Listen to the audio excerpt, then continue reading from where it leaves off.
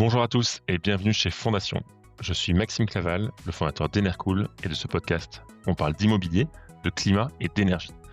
On invite des personnes qui m'inspirent par leurs idées ou parce qu'elles ont créé des entreprises que je trouve remarquables. N'hésitez pas à partager ce podcast autour de vous pour faire connaître ces personnes au plus grand monde. Bonne écoute. Salut Arnaud, ça va? Salut Maxime, La ça va forme? très bien. Ben oui, oui, super, tout va bien. Bon, merci d'avoir accepté mon invitation. On se connaît parce qu'on a bossé ensemble il y a longtemps, peut-être maintenant 15 ans? Ouais, 15 ans, plus que non pas ça. 15 ans, pas 15 ans parce qu'on est Non? en Ah OK. 2025 et je crois que c'était en 2015, un truc comme ça, mais longtemps quand même, 10 ans. Depuis on a tous les 2 fait plein de choses et toi tu as fait plein de trucs assez extraordinaires dans plein de domaines. Donc je suis trop content que tu sois là pour parler de tout ça. On va parler d'énergie, on va parler de solaire, on va parler de boulangerie, on va parler de livres, on va parler de, plein de choses, d'économie d'énergie, enfin plein de choses. Bah, c'est très chouette de t'avoir.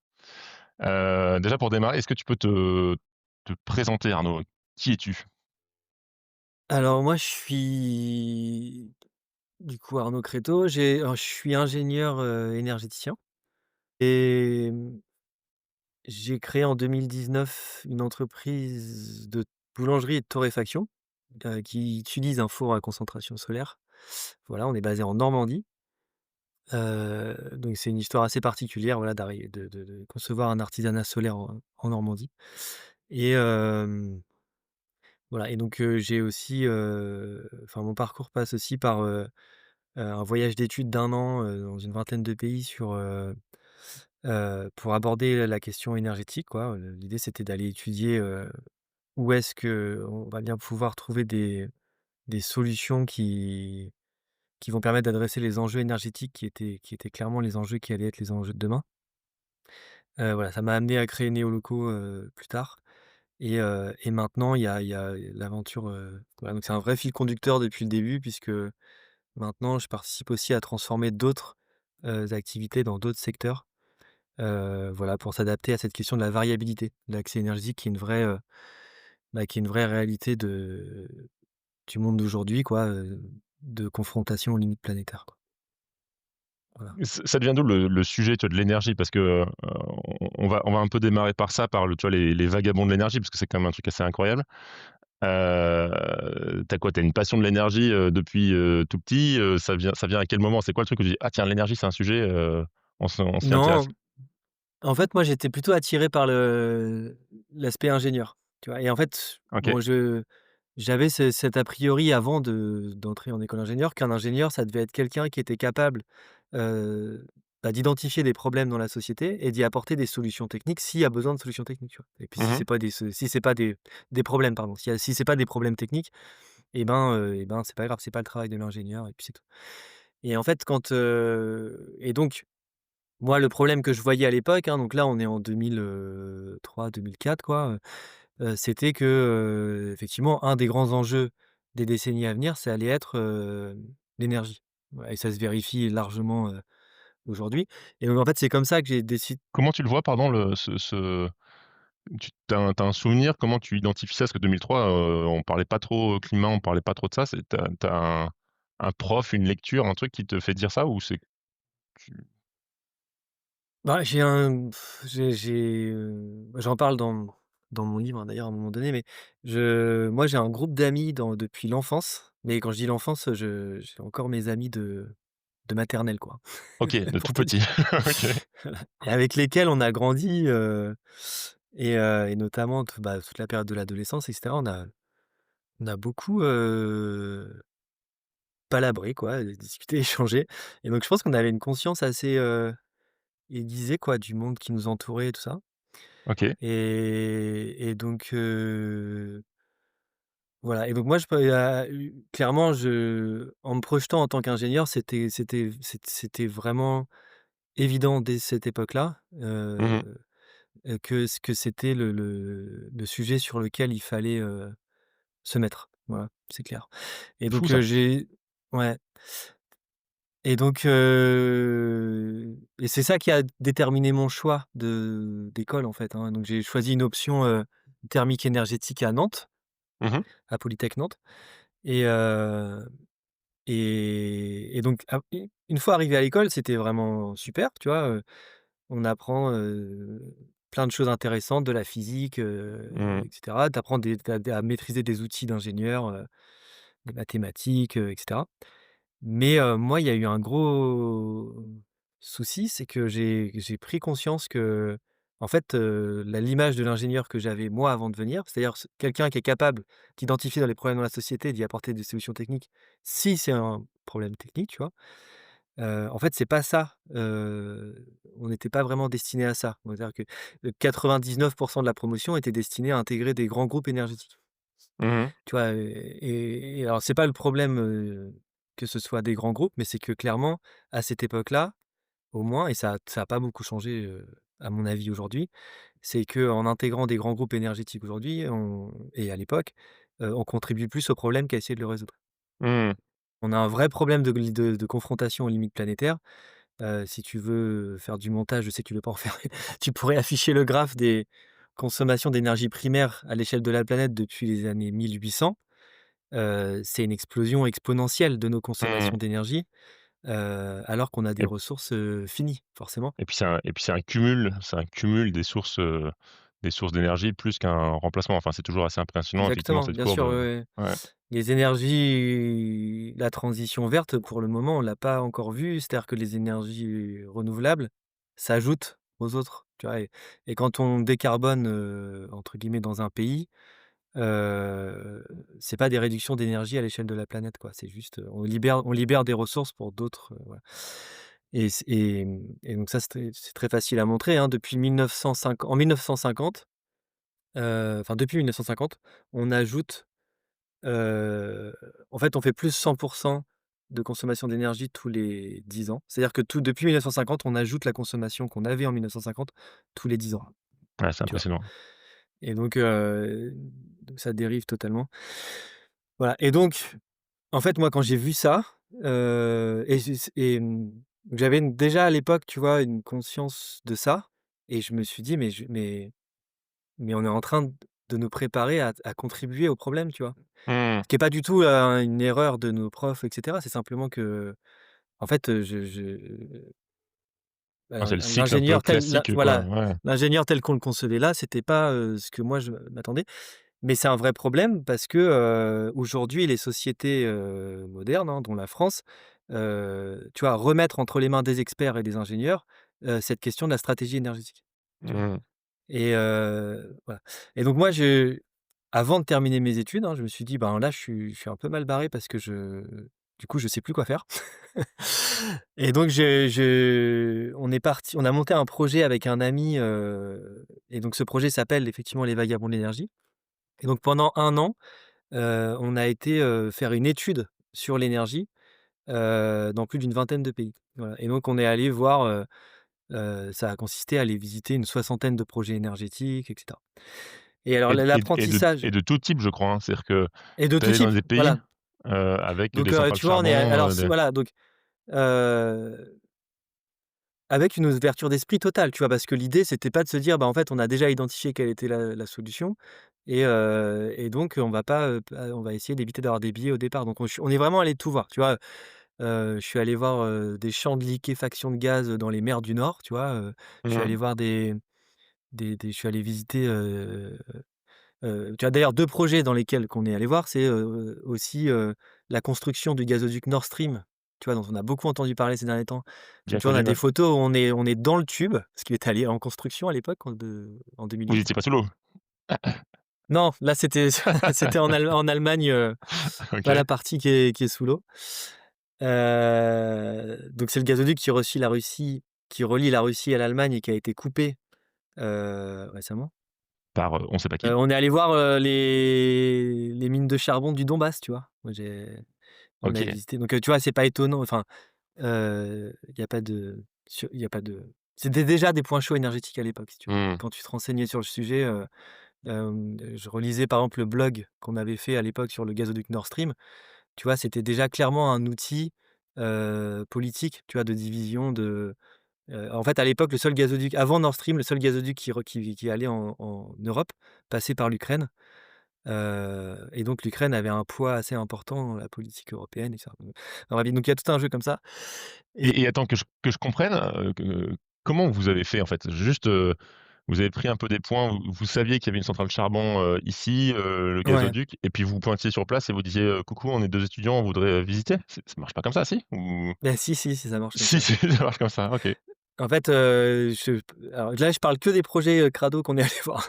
Mais tu vois, notamment, il y a parce qu'on est aussi allé voir, les écovillages en Allemagne, tu vois, des mini centrales, hydrauliques, dans l'Himalaya et cetera, enfin, beaucoup de projets. Mais un autre projet qu'on est allé voir, c'est, une centrale à charbon propre en Bulgarie, tu vois? Et donc OK, Alstom, à l'époque, communiquait sur, la construction d'une centrale à charbon propre et donc tu vois, en préparation du voyage, on avait pris contact avec, le service communication d'Alstom pour aller visiter cette centrale à charbon propre parce que ça nous étonnait quand même d'associer propre à charbon et tu vois, on nous a refusé, le la visite, mais nous, on est allés frapper à la porte du chantier, en fait, tu vois? Et là, il y a un ingénieur qui nous a fait visiter, tu vois, la centrale, OK. et en fait, ça s'est beaucoup fait comme ça parce que, en demandant aussi, aux endroits où on passait, s'il y avait des projets intéressants dans le coin et cetera et ça a été d'ailleurs une super, aventure, hein, parce que, on s'est rendu compte que tout le monde avait son avis sur l'énergie et cetera et qu'évidemment, c'est un enjeu beaucoup moins technique qu'on pense et qui est beaucoup plus social. D'ailleurs, l'énergie alimente les activités humaines, tu vois? Donc à la base, c'est un problème social et quand on commence à manquer d'énergie, on se rend bien compte que c'est un problème social, tu vois? Avant d'être un Mmh. problème technique. Tu peux creuser un peu Voilà. le sujet c'est avant tout un sujet social que technique, c'est Voilà. En fait, d'habitude, je commence par ça, c'est que, le gros apprentissage de ce voyage d'études-là, où on y est allé de manière un peu naïve au début, c'est-à-dire qu'on était prêt à découvrir une solution technique, magique pour remplacer le pétrole et puis c'est très bien, tu vois? Mais en fait, on s'est rendu compte que ça n'existait pas, tu vois? Il y a pas de solution magique et ouais, puis vous comme étiez un tu peu à l'as la rappelé recherche de la solution quoi, voilà. dire c'est quoi la meilleure Bah, façon de produire de l'énergie, de pourquoi l'électricité, pas, tu vois? On s'est dit: «On va voir mmh, tout ce qui existe et s'il y a quelque chose qui a déjà émergé quelque part dans le monde qui est là et ben, on le verra». Tu vois, on est allé voir, les mmh, bactéries en Turquie, je me souviens d'un laboratoire tu vois, qui développait des bactéries pour faire du méthane. Enfin, tu vois, sans barrière, quoi. On est allé, tu vois? Et clairement, on n'a pas trouvé. Tu vois, il y a rien et puis même s les solutions énergétiques le solaire et cetera, comme tu l'as très bien dit tout à l'heure, tu vois, elles s'ajoutent aux sources d'énergie précédentes sans les remplacer, mmh. quoi. Et donc le gros apprentissage de ce voyage d'études-là, qui a été super important, pour moi et encore jusqu'à aujourd'hui, hein, tu vois? On va parler de ça, en fait, pendant tout le podcast, je pense. Ouais, ouais. C'est en fait de comprendre que, les enjeux énergétiques, c'est moins des enjeux techniques que des enjeux sociaux. Et tu vois? Et ça, on a pu collecter, énormément d'exemples. Tu vois? Quand tu voyages, tu vois des technologies qui fonctionnent à un endroit dans le monde et la même technologie qui fonctionne pas à un autre endroit dans le monde, tu vois? Et c'est pas parce que la science est différente, tu vois, à 2 endroits, séparés, c'est parce que tu as des modes d'organisation qui sont compatibles ou pas avec, certaines techniques, tu as des savoir-faire qui existent ou pas, tu vois? Tu as l'acceptabilité sociale qui est là ou pas, voilà. Tu vois, là, comme je te parle à toi, il y a un exemple qui me vient tout de suite, tu vois? Il y a des pays où, tous les bâtiments sont blancs, tu vois? C'est évident Et c'est très bien. et et tu vois, ici, il y a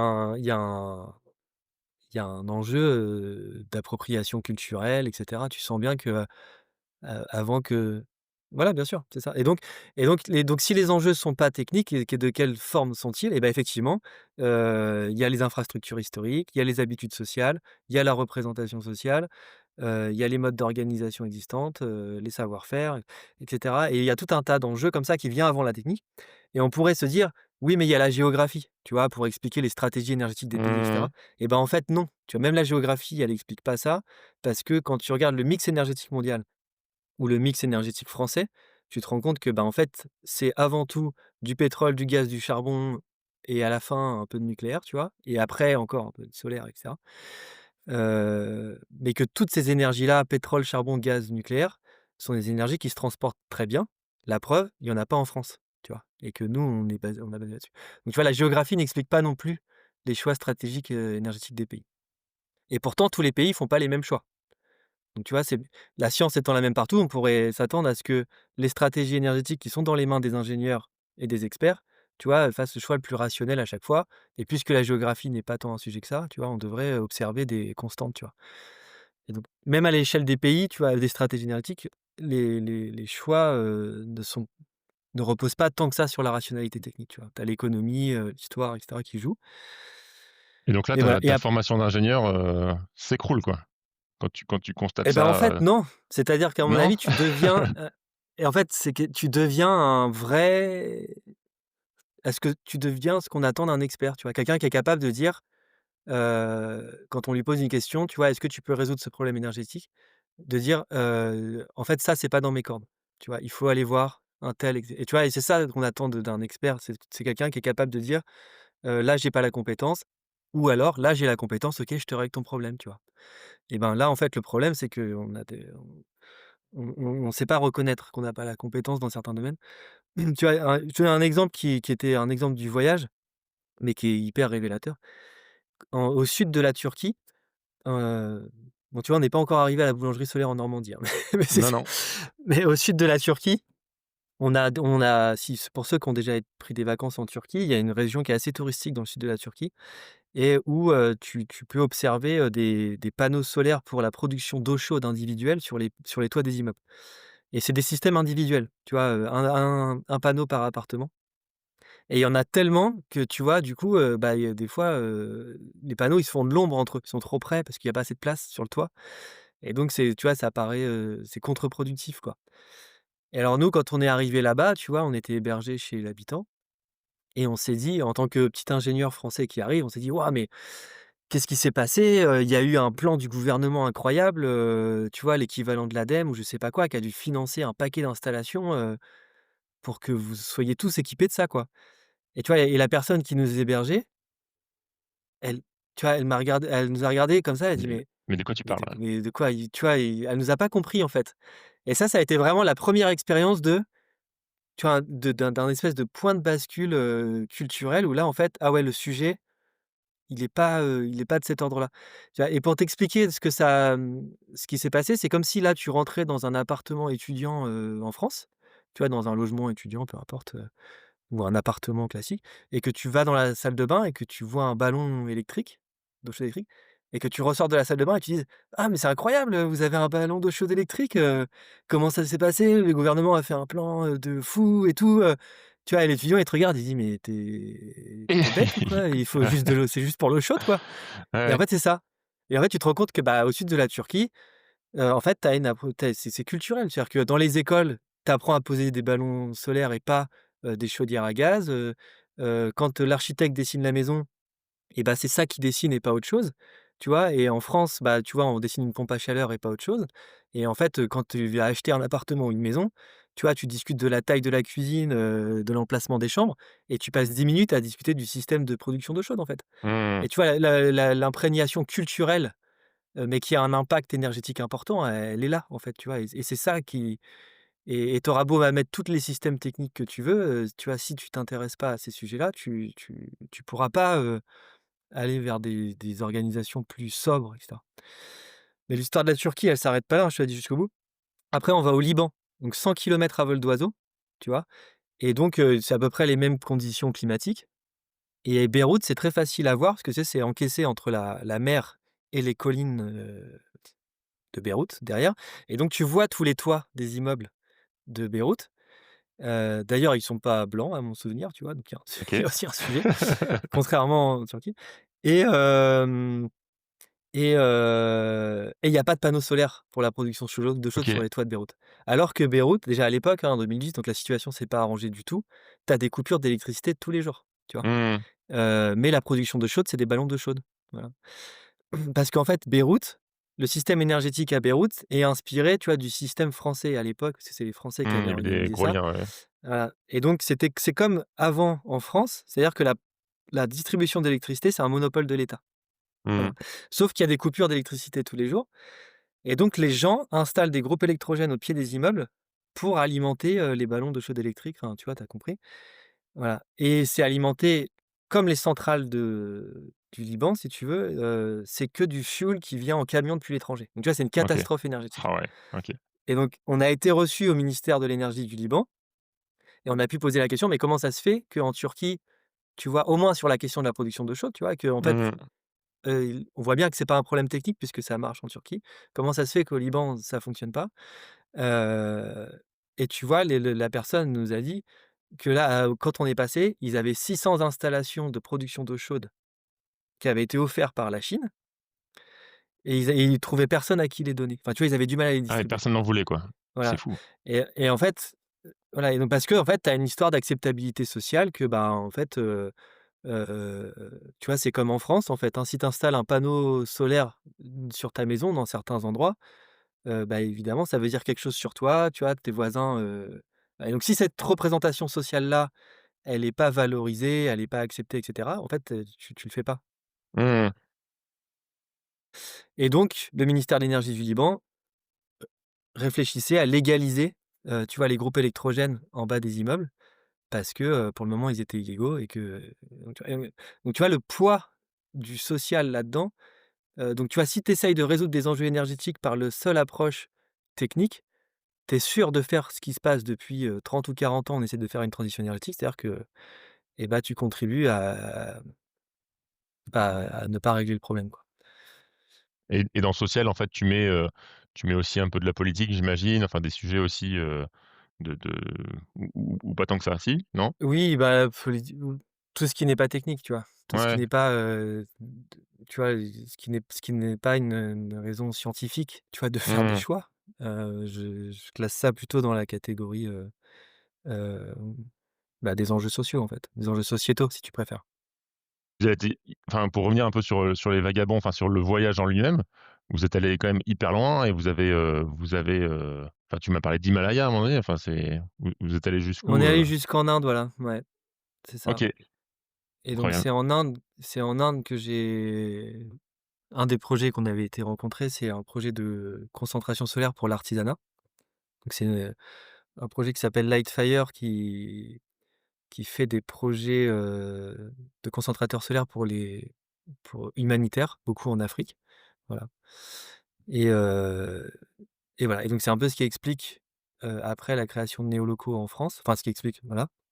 Tu vois, en fait néolocaux, du coup c'est un projet de boulangerie et de torréfaction qui utilise un four à concentration solaire. Mmh. Hem Mais tu vois, j'ai réussi à réunir dans ce projet-là ces idées, tu vois, qui viennent des vagabonds de l'énergie, qui est, en fait, si tu veux résoudre, les enjeux énergétiques, il faut une profonde transformation, sociale et culturelle, tu vois? Pour être en capacité d'utiliser des outils qui soient réellement sobres, tu vois, énergétiquement et cetera. Et en fait, ce qu'il y a à voir chez Néoloco, alors souvent on voit le four, solaire, voilà, les produits torréfiés et cetera. Mais en fait, on a profondément transformé, tu vois, le modèle économique, de la boulangerie, de la torréfaction.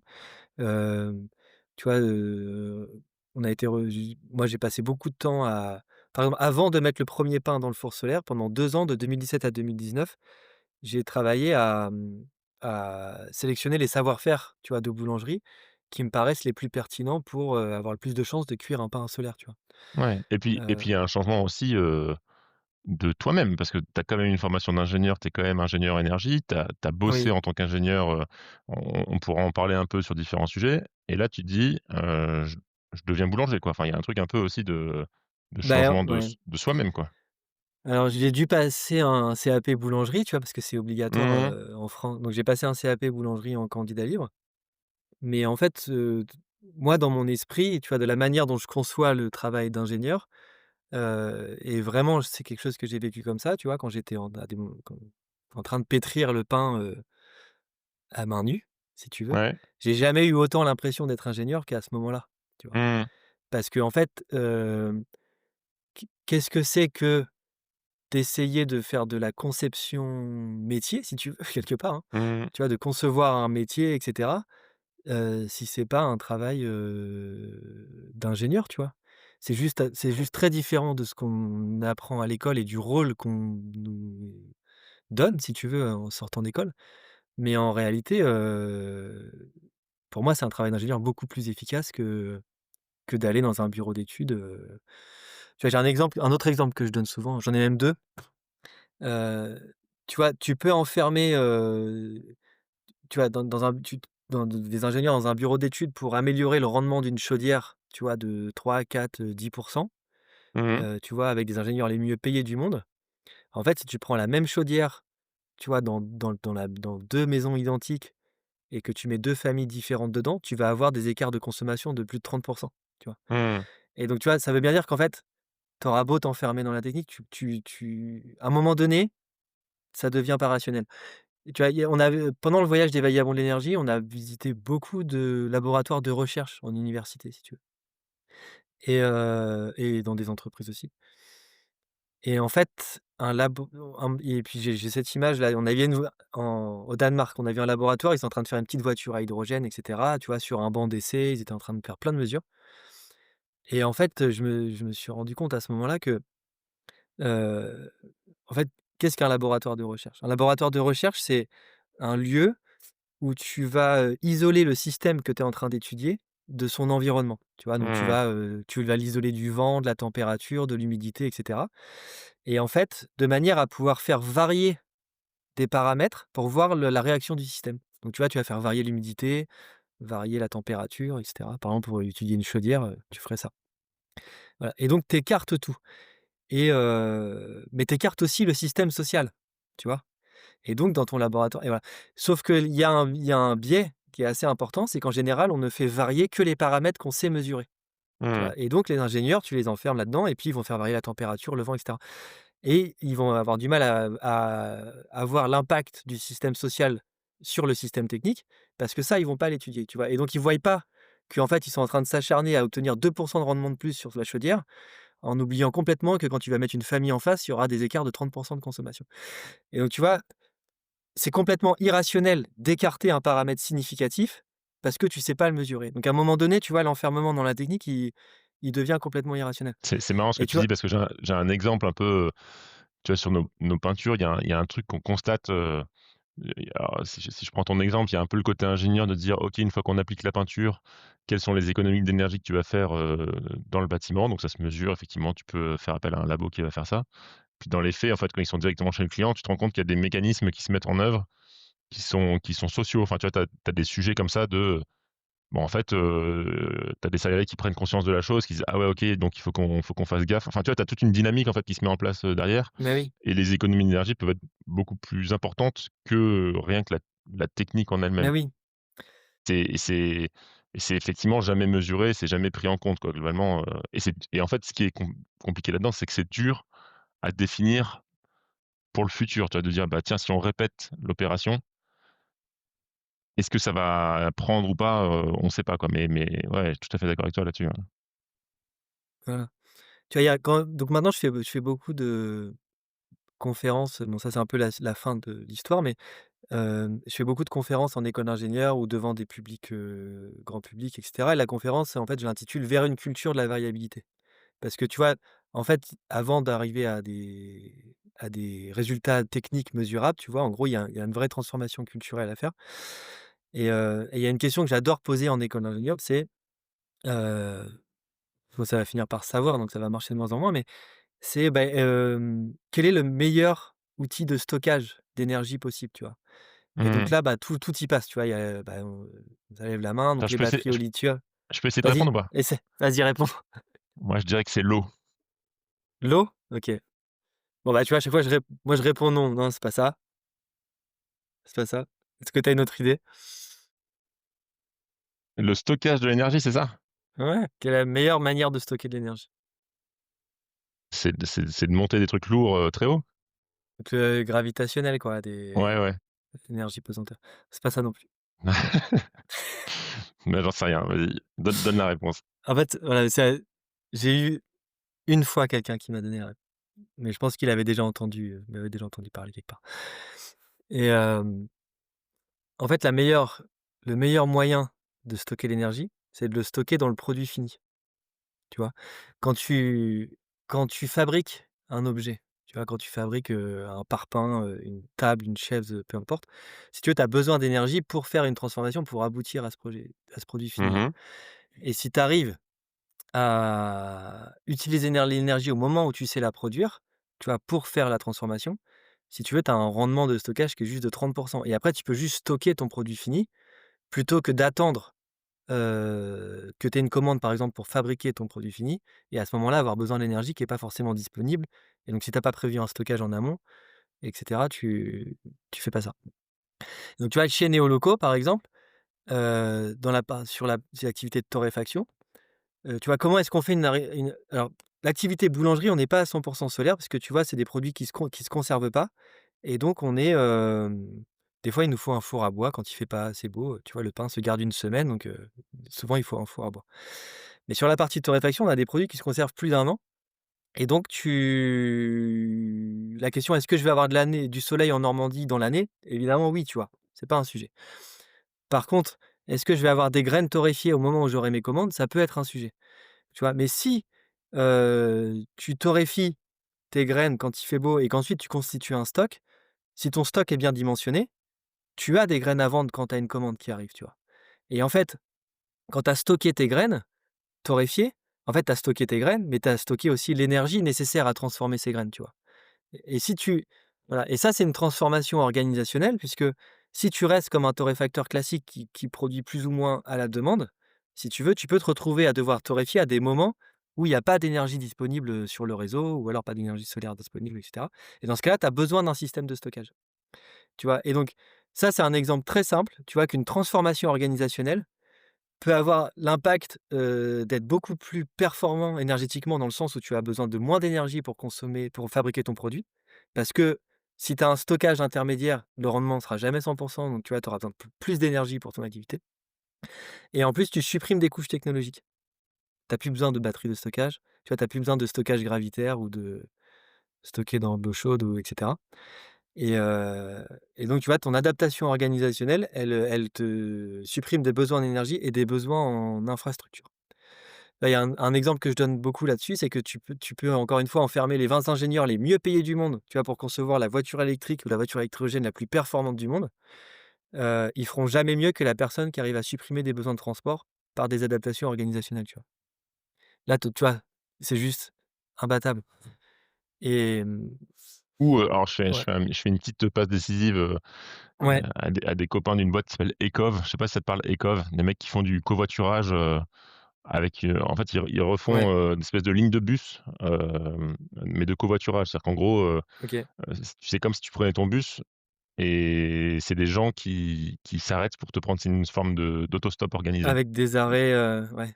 Mais en fait, c'est exactement ça et eux, en faisant ça, suppriment des besoins de transport puisque tu Mmh mh. réduis, tu vois, des voitures, et donc tu vois, tu auras beau avoir, mis, des milliards et des milliards pour concevoir les voitures les plus performantes, intelligentes et tout ça, en fait, tu feras jamais, mieux que la personne qui arrive à supprimer 3 voitures sur 4 Mmh. avec une adaptation organisationnelle qui peut avoir cette forme-là, quoi. Ouais, hyper intéressant. Ça, c'est vraiment canon, effectivement, on a souvent tendance à l'oublier. Alors, effectivement, les études d'ingénieur qu'on a pu avoir tous les 2, ça remonte à loin, mais j'ai cette sensation-là qu'on était, full technique et assez peu effectivement à ouvrir, le champ des possibles, se dire: «OK, comment» et ce qui est intéressant dans ce que tu dis, c'est que tu peux l'appliquer à tous les domaines, d'activité, quoi. C'est-à-dire que là, on a parlé bâtiment, on a parlé transport, on a parlé, agriculture, en tout cas nourriture, avec, Néolocaux. Et en fait, j'imagine que tout ça, enfin, c'est le champ même de la Ouais, sobriété, en fait, de la sobriété dont on parle. Alors la sobriété, depuis quelques années, le terme est un peu, galvaudé parce que j'ai l'impression qu'on met sobriété dans le même camp qu'efficacité. Mais la vraie sobriété où tu réduis ton usage et tu fais en sorte de baisser, ouais. baisser ta conso. Non, ou c'est non? Je vois faire un Si, peu la si, tête, si, si, mais non, si? non, non, non, pas du tout. Non, mais la sobriété, c'est réduire ses besoins. Donc évidemment, c'est tu vois, ça peut être, heu, une approche qui permet de réduire énormément les besoins. Et d'ailleurs, tu peux pas faire de sobriété sans une approche sociale, tu vois? Mmh. Sociologique ou sociétale du problème. Mais il y a forcément des transformations à faire. Il y a le il y a le côté dans la sobriété que je trouve intéressant. Je sais plus qui c'est qui avait parlé de ça, j'avais entendu une fois de il faut que ça s il faut que ça devienne cool d'être, sobre en énergie, quoi. C'est-à-dire qu'il faut que le le champ de «OK, je prends l'avion pour aller là, là, là et là», ça c'était «l'ancien cool» entre guillemets et le nouveau cool, il faut que ça soit le mec sobre, quoi et ça, il y a un effet un peu de masse qui se crée, quoi, que tu commences à voir. J'ai la sensation que tu commences à avoir un peu ce truc de tu sais, tu as un peu une valeur sociale de: «OK, moi j'ai arrêté de prendre l'avion», tu vois? Avant tu passais pour le fou, maintenant il y a un peu le côté, «Oh waouh, lui il est fort», quoi, tu vois? Il y a je sais pas, après c'est dans nos peut-être de petits milieux, là-dessus, j'en sais rien, mais effectivement, dans le côté social, je pense qu'il y a un sujet important là-dessus de aussi d'exemple, tu vois? Des gens importants ou des gens importants, des gens qui sont visibles, tu vois? De se dire: «OK, lui, il a choisi de faire ça, peut-être que c'est un champ intéressant, quoi». Mais, ouais, je sais pas si enfin, je pensais pas forcément en parler, mais tu vois, il y a, heu, je suis en train d'écrire un deuxième bouquin Allez là, OK. et voilà, mais tu vois qui adresse exactement enfin, c'est pas exactement ça. Mais je pense qu'en fait, on peut aller beaucoup plus loin, tu vois, dans ce champ de reconnaissance sociale, hein, c'est ça dont tu parles, en fait, hein? C'est de Mmh. valorisation sociale, tu vois, bah, d'approches qui soient plus durables, finalement. En fait, si tu donc là, on part un peu à un autre niveau et tu vois, c'est ça qui avait, un peu formé, tu vois, ma manière de voir, l'énergie et tout avant d'arriver en école d'ingénieur. Donc tu vois, c'est la réflexion, plutôt, large du truc. En fait, moi avant d'arriver en école d'ingénieur, j'ai fait un IUT mesures physiques, tu vois? J'ai fait pas mal de physique, en fait et il y a un truc qui m'avait beaucoup marqué, c'est que j'ai 3 enseignantes la même semaine, tu vois? Qui m'ont répété la même phrase dans 3 disciplines différentes. Donc tu vois, il y avait une prof de chimie, une prof d'atomistique, parce que j'ai fait ça aussi et puis, je sais plus si c'était en thermodynamique ou je sais pas quoi, ou en électricité, enfin bref et donc tu vois, il y a en chimie, on a dû nous dire un truc du genre, en fait, une réaction chimique se produit s'il y a un potentiel énergétique entre 2 molécules chimiques, tu vois? Donc c'est pour ceux qui ont fait un peu de sciences, c'est évident, tu vois, qu'une molécule chimique stable, c'est celle qui a pas d'énergie à échanger avec ce qu'il y a autour d'elle et une molécule qui instable, c'est elle va lâcher un électron ou un truc parce qu'il y a un potentiel énergétique, en fait. Bah, tu vois, en électricité, c'est pareil, hein, les électrons circulent parce qu'il y a un potentiel électrique, en thermodynamique, tu vois, le chaud circule vers le froid, et puis en atomistique, bah, tu vois, quand tu excites un atome, il émet un photon de la lumière pour se désexciter, et réduire son potentiel énergétique. C'est comme ça que fonctionnent nos ampoules, nos écrans, voilà, on excite des atomes qui émettent des photons et cetera et en fait, moi, ça m'avait beaucoup troublé cette histoire de que c'est quand même incroyable que, tu vois, les lois fondamentales de la physique dans tous les domaines qu'on me présente, en fait, respectent ce principe que, heu, en fait, tout ce qui bouge, en fait, hein, et tout ce qui change, le fait pour réduire un potentiel énergétique. Tu vois? Donc ça m'a toujours beaucoup travaillé, donc j'ai au fur et à mesure des années, tu vois? Et hem et effectivement, tu vois? Et donc j'ai accumulé pas mal d'articles et tout et puis de bouquins. Il y en a beaucoup qui sont sortis ces dernières années. Hem, Tu vois? Si tu prends Einstein, c'est pareil, E = mc2, ça veut dire qu'en fait l'énergie peut se condenser sous forme de matière pour réduire un potentiel énergétique. Donc alors tu peux prendre tous les exemples, hein, l'énergie pesanteur dont tu parlais tout à l'heure. Tu vois? La pomme tombe de l'arbre parce qu'il y a un il y a plus d'énergie pesanteur en haut de l'arbre qu'en bas et cetera. Et alors tu peux te dire: «Bah, est-ce que c'est vrai pour le vivant?» Tu vois? Bah, oui, c'est vrai, si ça marche pour toutes les lois fondamentales de la physique, est-ce que le vivant respecte ça? Et en fait, si tu prends le métabolisme de la cellule vivante la plus simple, c'est une somme complexe de réactions chimiques et de réactions électriques. Donc par définition, le métabolisme du vivant respecte, ce principe fondamental-là qui est de réduire le potentiel énergétique. Tu vois? Bon, OK, ça marche pour le vivant. Est-ce que l'évolution du vivant suit ce principe-là, tu vois? Et en fait, tu vois, dans l'évolution du vivant, il y a cette notion de niche écologique qui est en réalité une niche énergétique puisque les espèces vivantes s'adaptent, à trouver, bah, de l'alimentation, hein, qui est une forme d'énergie potentielle chimique, tu vois? Tu vas réduire de l'énergie chimique quand on mange, ou la photosynthèse et cetera. Et ouais, donc on s'adapte à des niches énergétiques. Voilà et donc c'est ça explique, tu vois, des capacités du vivant qui sont assez exceptionnelles par rapport au non-vivant. Par exemple, la capacité de déplacement. Tu vois, un animal, pourquoi est-ce qu'il se déplace? Et ben, en fait, c'est pour exploiter, tu vois, des niches énergétiques qui sont des résidus de modes de transformation plus fondamentaux. Donc, tu vois, typiquement, bah, tu vois, un animal est capable d'aller boire à un endroit, manger à un autre, respirer à un autre et en fait, quand tu fais ça, tu mets en contact des molécules chimiques qui ont des potentiels énergétiques entre eux, mais qui ne se seraient jamais rencontrées, s'il n'y avait pas cette interface, tu vois, du vivant, tu vois? Donc le OK. vivant exploite, tu vois, des résidus énergétiques, qui auraient et donc voilà, un arbre, tu vois, c'est une formidable machine à mettre en contact des éléments chimiques du sol et des éléments chimiques de l'air qui auraient jamais pu être en contact, mais qui ont un potentiel énergétique entre eux quand tu les mets, en plus avec un photon, tu vois? C'est la photosynthèse. Bref, OK, bah, alors du coup, c'est tu vois, même le vivant, respecte ça et est-ce que ça marche pour l'humanité, tu vois? Est-ce qu'on nous aussi, on est piégés dans ce truc de, en fait, tout ce qui bouge réduit un potentiel énergétique, tu vois? Bah, tu vois, si tu montres cette courbe, tu vois, depuis 1800, on explose la consommation d'énergie. Tu vois, ce qu'on démontre dans les sociétés modernes, c'est pas qu'on est capable, tu vois, de suivre un chemin qu'on aurait dé tu vois, de libre arbitre qu'on aurait décidé par nous-mêmes, et cetera, puisque ça fait depuis les années 70 qu'on voit qu'on va dans le mur avec les limites planétaires, on n'arrive pas. Au contraire, on accélère. Tous les 10 ans, on rajoute la consommation d'énergie à l'échelle de la planète des années 50, tu vois? Et c'est pas fini pour s'arrêter et donc l'humanité démontre objectivement, quand on regarde les consommations d'énergie primaire à l'échelle de la planète, qu'on est très fort à suivre cet objectif de réduction des potentiels énergétiques, tu vois?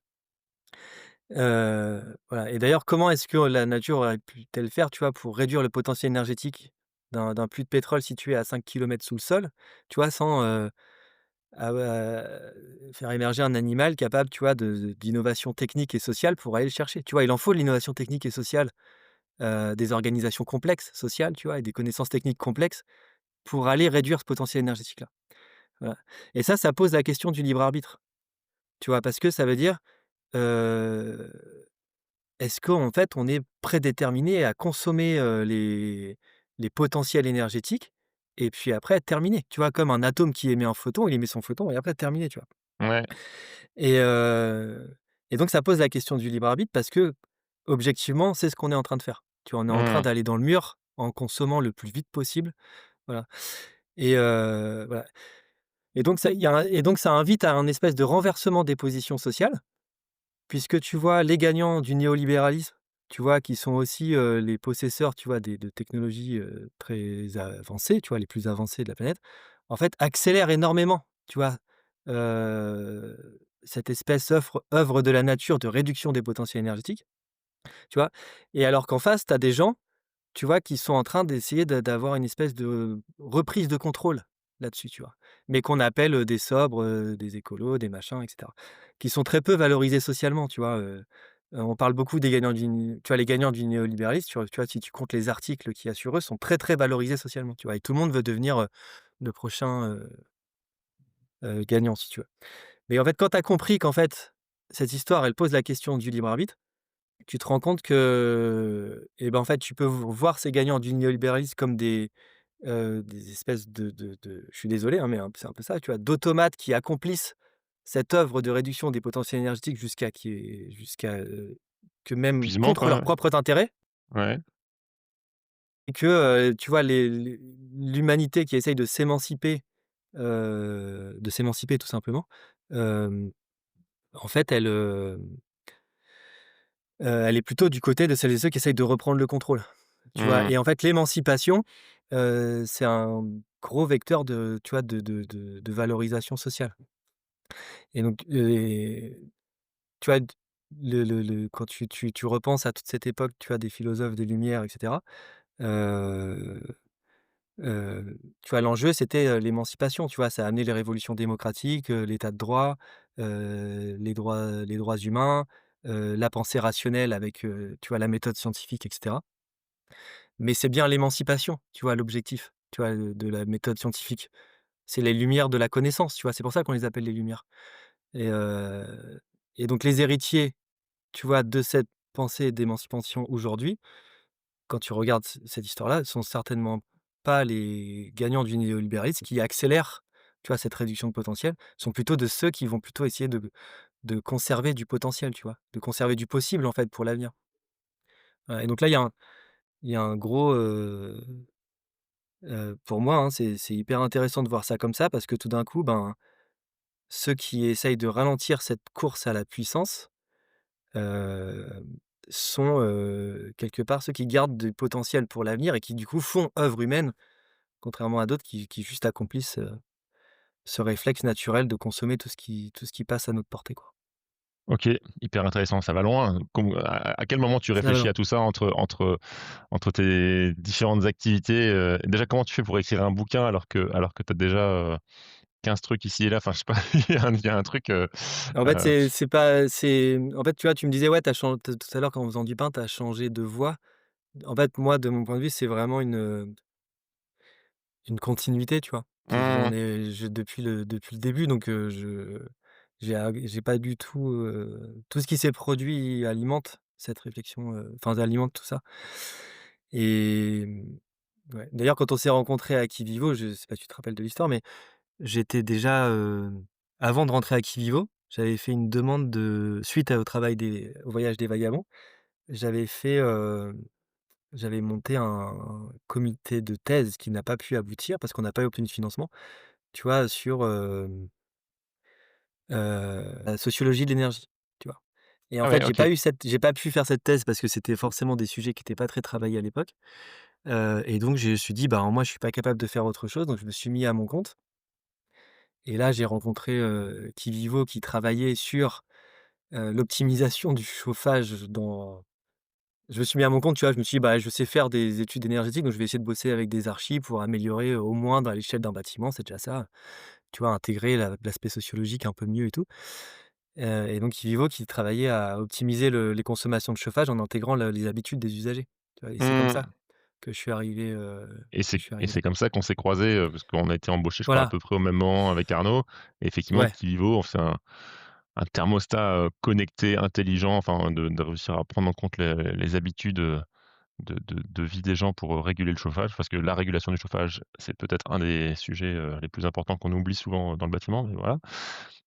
Et pour la petite anecdote, voilà, Arnaud a développé des algos, je sais pas si on peut dire ça, mais en tout oui, cas c'est ça, mmh, des algorithmes. Donc, c'est aussi une de tes casquettes, c'est que tu étais capable de ouais. développer du code, pour, réguler du chauffage, heu, dans les logements, quoi. Incroyable. Et ça, c'était une part importante et c'est là où effectivement on s'est croisés. Et tu parles de sociologie de l'énergie, c'est intéressant parce que, je sais pas si tu le connais, si tu l'as déjà croisé. Moi je me souviens avoir lu, quelques-uns de ses écrits, de Gaëtan Brispierre. Je sais pas si Oui, si ça oui, te oui, bah, parle? je pense que tout à fait, ouais, ouais. Bah, oui, oui, on a Et été en contact, à l'époque, c'est à l'époque où on travaillait, c'est ensemble, toujours hein, que je intéressant faisais tout ça, effectivement de ouais. de de voir, le monde de l'énergie sous ce prisme-là. Et donc la Il sociologie de l'énergie a émergé, donc c'est bien. Donc ça veut dire que, ouais, il y a d'autres personnes qui se rendent compte de ça depuis quand même un certain temps, mmh, mais est un peu enfermée, dans le domaine du bâtiment, des oui, logements c'est vrai. et alors que parce que c'est évident, c'est clair que, bah, oui, mais en réalité, c'est tout l'ensemble, tu vois, des activités, humaines qui sont concernées. Heu, L'énergie alimente des activités humaines, hein, donc il y a pas d'énergie il y a pas de secteur d'énergie sans sociologie, tu vois? Donc c'est penser l'un sans l'autre et à mon avis, c'est voilà, ce temps-là est compté puisque ça on pourra pas, en fait. Ouais et donc après Hyper qu'on intéressant. est Ouais, après Kivivo, moi j'ai rejoint le projet Lightfire dans lequel j'ai posé jusqu'à créer Néoloco, en fait. ouais. Et alors juste qu'on s'imagine bien, Lightfire. Alors je mettrai le lien et vous pourrez peut-être, aller voir sur le site. Mais c'est moi j'appelle ça des concentrateurs solaires. Je sais pas si c'est le bon terme, mais il faut imaginer toute une série de miroirs, heu, qui sont installés et qui vont concentrer, les rayons du soleil en un point, de façon à ce que ça chauffe, fort. Et globalement, vous, c'est un four, hein, si je dis pas de bêtises. Enfin Lightfire, c'est Voilà, un four, et avec ce four, tu en fais, ce que tu veux, quoi. voilà, donc Lightfire, c'est l'entreprise indépendante, hein, qui conçoit des fours à concentration solaire pour des projets humanitaires, beaucoup en Afrique et et voilà et donc mais globalement, un concentrateur solaire et voilà, il en existe de plein de sortes. mais c'est, une surface de miroir qui concentre les rayons du soleil en un point. Et moi, c'est donc quand j'étais en Inde, pendant le voyage des vagabonds de l'énergie, j'ai rencontré, les fours à concentration solaire Lightfire, mais il y a d'autres technologies qui existent que j'ai pu voir en fonctionnement en Inde aussi. Heu et moi, ça m'a beaucoup donc c'est pour ça que j'avais quitté Kivivo à l'époque, c'était parce que du coup, Mmh. ça m'intéressait énormément, cette technologie qui peut alimenter des activités, qui par définition vont être des activités qui seront très différentes de ce qu'on connaît. Et donc là, il y avait un moi je ça m'intéressait de voir, tu vois, comment est-ce que les choses pouvaient se passer. Et donc en 2019, donc c'est-à-dire après quelques années de cette expérience-là, où je faisais de la technique, hein, donc j'étais vraiment Mmh. ingénieur dans ce projet. Heu, j'ai j'ai démarré en 2017, donc j'ai passé mon CAP boulangerie pour démarrer une activité de boulangerie parce que je pensais que c'était important de savoir faire du pain pour concevoir des fours à pain, en fait, tout simplement. Et puis bon, il y avait après des raisons économiques où j'avais besoin d'assurer une partie de mon revenu pour pouvoir rester sur ces sujets-là, parce que c'est pas des sujets, Mmh. si tu veux, c'est pas des sujets qui étaient, financés, Non, voilà, pour c'est dire pas ça. très rémunérateur, ouais. Et donc c'est soit à un moment donné, c'était soit j'allais dans le circuit classique, voilà, dimensionner des ventilations, je sais pas quoi, des trucs que font les ingénieurs thermiciens, énergéticiens. Et ou soit je faisais ça et voilà. Et donc moi j'ai vraiment fait pour pouvoir continuer à explorer dans ce domaine-là. Donc je me suis mis à faire du pain. Je me suis dit: «Bah, tant pis, c'est pas grave, je vais faire une vraie activité de boulangerie. Pour le moment, j'ai pas de four solaire, mais c'est pas grave, je vais simuler». Donc je me suis mis une journée par semaine à faire du pain et je vendais mon pain en AMAP avec un Donc là, four, tu à bois qu'on me prêtait.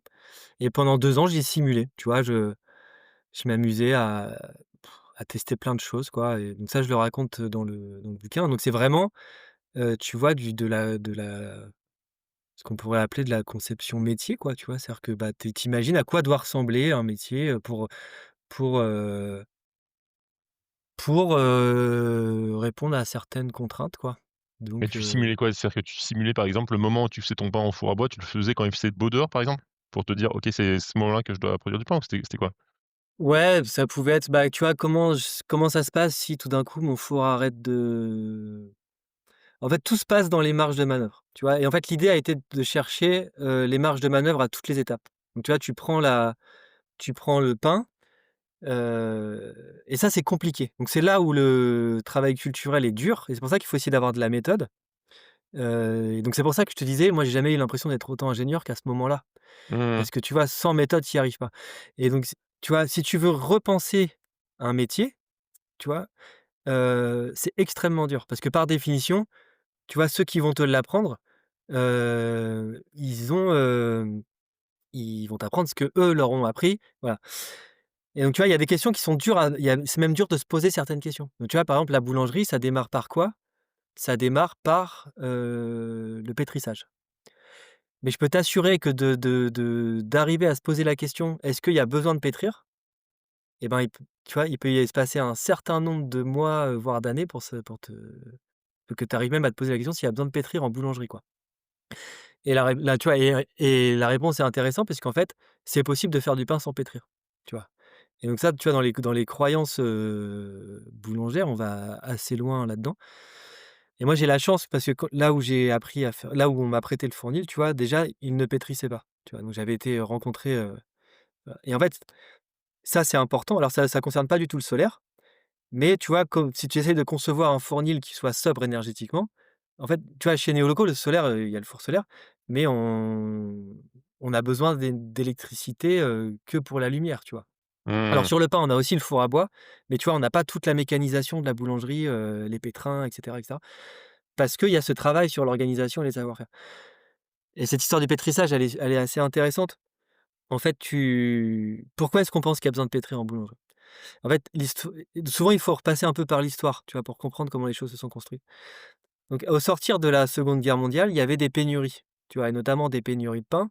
Et en fait, les pénuries, de pain s'expliquait parce que en partie, il y avait des pénuries de blé, tu vois? Mais ça a été assez Mmh. vite résolu, hein. Dès qu'on a pu, cultiver tranquillement, on a pu avoir du blé. Mais il y avait aussi des pénuries de boulangers et ça, c'est plus compliqué, tu vois? Parce que, bah, si les boulangers sont morts sur le champ de bataille, la boulangerie, elle tourne pas. Et à l'époque, la boulangerie, c'est un métier qui est pas du tout standardisé. C'est-à-dire qu'on fabrique même pas les mêmes pains à Marseille qu'à Rouen. Donc tu vois, l'apprenti boulanger de Marseille, elle peut pas aller fabriquer du pain pour les gens de Rouen. Voilà et donc on va observer ce qu'on observe dans plein de métiers comme l'agriculture et cetera, c'est qu'on va vers la standardisation des pratiques. Parce que ça devient nécessaire pour offrir du pain à tout le monde, hein, tu vois? Nourrir tout le monde, c'était ça l'enjeu, d'avoir des ouvriers de boulangerie qui soient interchangeables, tu vois? D'un fournil à l'autre. Et donc on généralise les CAP boulangerie et cetera et donc les CAP, l'objectif, c'est bien de former des ouvriers, tu vois? Et donc on généralise des ouvriers de boulangerie. Mais pour former des ouvriers, il faut standardiser les métiers. Et le truc le moins standard en boulangerie, c'est le levain. Tu vois? Il y avait pas de levure boulangère, hein, donc un levain, un levain, il faut voir ça comme un élevage de bactéries et de levures, tu vois? Que tu nourris avec de la farine et de l'eau. Voilà, puis tu as une espèce de sélection naturelle qui se fait parce qu'en fonction de la farine que tu lui donnes à manger, ton environnement, tu vois? Dans l'air, il y a des levures naturelles qui vont, contaminer ton levain, bref et du coup, tu as une espèce de soupe de levures et de bactéries que tu entretiens et c'est ça qui va créer les bulles d'air dans ton pain. Ouais, mais ça, du coup, c'est pas du tout standard puisque chacun le fait à sa manière et tout et donc pour standardiser le métier, il fallait standardiser la levée du pain et donc il y a des laboratoires qui ont commencé à prendre des levains et à sélectionner en laboratoire la levure qui était présente naturellement dans les levains, mais la levure la plus performante pour faire du gaz, tu vois? Pour produire du CO2 dans le pain, en consommant de l'amidon et machin et donc ils ont fait ça et ils ont multiplié en laboratoire cette espèce de levure unique, tu vois? Où là, avant, il y en avait des milliers. Voilà et ils l'ont multiplié en laboratoire, puis ils l'ont vendu à des boulangers et c'est ça la levure boulangère qu'on connaît aujourd'hui et qu'il y a dans les boulangeries, partout et en fait, ça a tellement bien marché qu'avant, quand tu faisais ton pain au levain, il fallait attendre 5 heures entre le moment où tu mélanges ton levain avec ta pâte et le moment où tu enfournes. Au moins 5 heures, tu vois, à peu près et avec la levure boulangère, il suffit d'1 h 30. Voilà et tu peux écrire des recettes. Tu vois? Tu mets 1 gramme de levure boulangère, alors qu'avant tu pouvais pas vraiment écrire des recettes puisque ça dépendait vachement du levain, que tu utilisais et voilà et ça met 1 h 30 et donc en 1 h 30 ton pain il est prêt à aller au four. Sauf que pendant les 5 heures, tu vois, quand tu travaillais au levain, il se passait pas que la fabrication du gaz. En fait, il y avait aussi le processus de liaison des gluten. Tu vois, on entend beaucoup parler des gluten, les gens qui digèrent pas les gluten, Mmh. tout ça. En fait, les gluten, c'est des molécules chimiques, tu vois, qui ont, un potentiel énergétique entre elles, au passage et du coup, ça fait qu'elles s'accrochent. Ça fait qu'elles s'accrochent les unes aux autres et ça fait des filaments, en fait, de molécules de gluten. Voilà et c'est un processus naturel, tu vois? Il y a un potentiel chimique, voilà. Bref et donc ça s'accroche. Et en 5 heures, ça a le temps, si tu veux, de t'accrocher toutes les molécules de gluten qu'il faut pour retenir le gaz prisonnier, tu vois? Donc ça fait un maillage qui retient le gaz prisonnier, c'est ça le gluten. Mais en 1 h 30, il y a pas le temps. Du coup, il faut forcer ces molécules de gluten à se rencontrer, mécaniquement, tu vois? De manière à ce qu'elles puissent s'accrocher les unes aux autres. Et du coup, là, tu inventes le mythe, tu vois? Du boulanger avec la sueur au Pétrissage. front qui tout d'un coup doit pétrir sa pâte, tu vois? Manuellement, mécaniquement pour forcer les molécules de gluten à se rencontrer de manière à construire le maillage qui va retenir le gaz prisonnier. Que si tu mets de la levure boulangère qui fait plein de gaz, mais qu'il y a rien dans la pâte qui retient le gaz, ça n'a servi à rien. Donc tu inventes le pétrissage, tu généralises le pétrissage, quoi. Ça se faisait déjà pour d'autres raisons, un peu, mais voilà. Et voilà, donc et donc généralisation du pétrin mécanique, tu vois? Donc parce qu'à un moment donné, il y en a marre d'avoir la sueur au fond, voilà. Et tu fais pétrin mécanique et puis tu as une transformation de la boulangerie qui continue comme ça. Ce que tu as enlevé aussi quand tu as fait ta levure boulangère, tu as enlevé des bactéries et des levures qui faisaient de la fermentation alcoolique, tu vois? Et donc les pains au levain se conservent 1 semaine, voire 10 jours, parce qu'il y a de l'alcool dedans, en fait, tu vois? Et que tu as pas dans le pain, classique et donc les pains, tu vois, qu'on connaît maintenant, dans les boulangeries, vont se conserver 1 à 2 jours. Donc ton pain se conserve pas et là, ça amène une autre transformation assez radicale dans le modèle économique des boulangeries. C'est que quand tu as, tu vois, une activité comme Néolocaux, on fait du pain à peu près, je pense, pour, 150 familles, tu vois? Quand tu as 150 familles, je pense un peu moins, mais quand tu as ouais, quand tu as 130 familles qui doivent venir 1 fois par semaine chercher leur pain, tu as pas besoin de boutique en fait, tu vois? Les gens passent et tout, ça le fait. Quand tu as 130 familles qui doivent venir tous les jours chercher leur pain parce que leur pain se conserve pas, là, tu as besoin d'une boutique. Donc tu vois, tu as besoin repense, tu vois, à la crise des boulangeries il y a quelques a il y a 1 an ou 2 là à cause du Avec le prix de prix de l'énergie l'énergie. là? Donc Ouais. tu vois, tu as déjà ton levain électrique, ton pétrin électrique. Là, tout d'un coup, tu as besoin d'un local, tu vois? Avec, bah, ton local, il faut le chauffer, tu vois? Il Mmh. faut l'éclairer, il Mmh. faut, un vendeur ou une vendeuse, tu vois? Donc tu as tout un tas de charges, tu vois, qui viennent s'ajouter, et qui vont réduire, ta marge, en fait, hein, sur les prix du pain. Et puis les gens, ils veulent manger du pain, frais le matin ou le midi. Et donc il faut, et donc là, tu généralises le travail de nuit, tu vois? Parce que, bah, il faut que les gens, ils puissent manger, ils vont pas acheter du pain de la veille puisqu'ils gardent pas. Voilà, et à un moment donné, les boulangers, ils en ont marre de travailler la nuit. Du coup, tu te retrouves aujourd'hui dans les boulangeries, hein, tu peux aller voir les boulangeries, tu te retrouves aujourd'hui, à pétrir des pains la veille avec dans des pétrins mécaniques, avec une levure à action rapide, la levure boulangère, que tu stoppes dans des chambres froides la nuit, tu vois? Donc encore des consommations là, pour ensuite mettre, des pains disponibles dans la boutique dès 7:30 du matin, tu vois? Et donc tu vois, tu as accumulé tout un tas de charges qui répondaient à la question initiale de: «Il faut nourrir tout le monde, donc il faut standardiser le métier». Voilà, et donc ça, c'est, tu vois, voilà, et donc tu as créé une culture de la boulangerie, tu vois, qui est difficile à déconstruire si tu comprends pas tout ça. Tu as créé de la culture et qui est et d'ailleurs, c'est une vraie culture de la boulangerie puisqu'aujourd'hui on l'appelle la boulangerie traditionnelle, tu vois? Et voilà, et en fait, ce qu'il faut comprendre, c'est que la culture, quand tu comprends ce genre de truc, tu te rends compte que la culture, pour donner une définition à la culture, c'est que la culture, c'est un outil qui permet de transmettre, tu vois, des techniques et des croyances, des pratiques et des croyances, sans transmettre les raisons qui les ont fait naître. Tu vas transmettre des techniques et des croyances sans transmettre les raisons qu'ils ont fait naître. Heu, voilà, parce qu'aujourd'hui, l'enjeu, il est plus seulement de nourrir tout le monde, tu vois? Et de nourrir tout le monde pendant longtemps. Tu vois? Et donc, c'est-à-dire que le contexte a changé. Tu vois? Aujourd'hui, c'est nourrir tout le monde pendant longtemps et le contexte a changé, et donc c'est les tensions qu'on voit aujourd'hui, notamment, tu vois, dans ce qui s'est passé dans le secteur des boulangeries, là, il y a 1 an ou 2, c'est parce que tu as des techniques et des croyances qui viennent, tu vois, une culture boulangère qui n'est plus adaptée au contexte. Donc tu as une tension entre les pratiques et les croyances et le contexte, et donc tu vois, quand le contexte la culture, c'est pratique quand le contexte ne change pas, parce que tu as pas de questions existentielles à te poser tous les jours.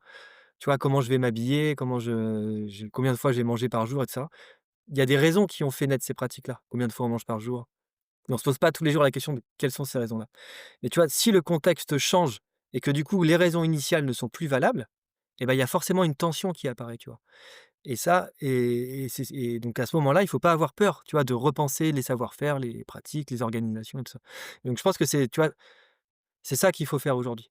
C'est-à-dire ne pas avoir peur de se dire: «Il y a aucune raison», tu vois, que, le nouveau contexte qui est globalement, la confrontation aux limites planétaires, ne fasse pas apparaître une nouvelle culture compatible avec, tu vois, d'abord des nouvelles pratiques et des nouvelles croyances compatibles avec cette prise de conscience qui est les limites planétaires, tu vois? Et qui sera forcément différente de la culture, des croyances et des pratiques qu'on avait avant, où on se pensait dans un monde, globalement avec un accès, tu vois, à une hypothèse d'un accès continu et limité aux ressources, quoi. Mmh. C'est hyper intéressant parce qu'en fait, toi, tu as prouvé, on va dire par A plus B, sur un secteur, la boulangerie, que tu as renversé un peu effectivement le modèle et la façon de réfléchir en allant aux sources, des sujets, et en fait, ça, tu peux l'imaginer dans tous les secteurs d'activité, quoi. Enfin, c'est un peu ta thèse là-dessus, de se dire: «Bon, OK, si ça marche pour la boulangerie, allons voir, tout le reste, quoi».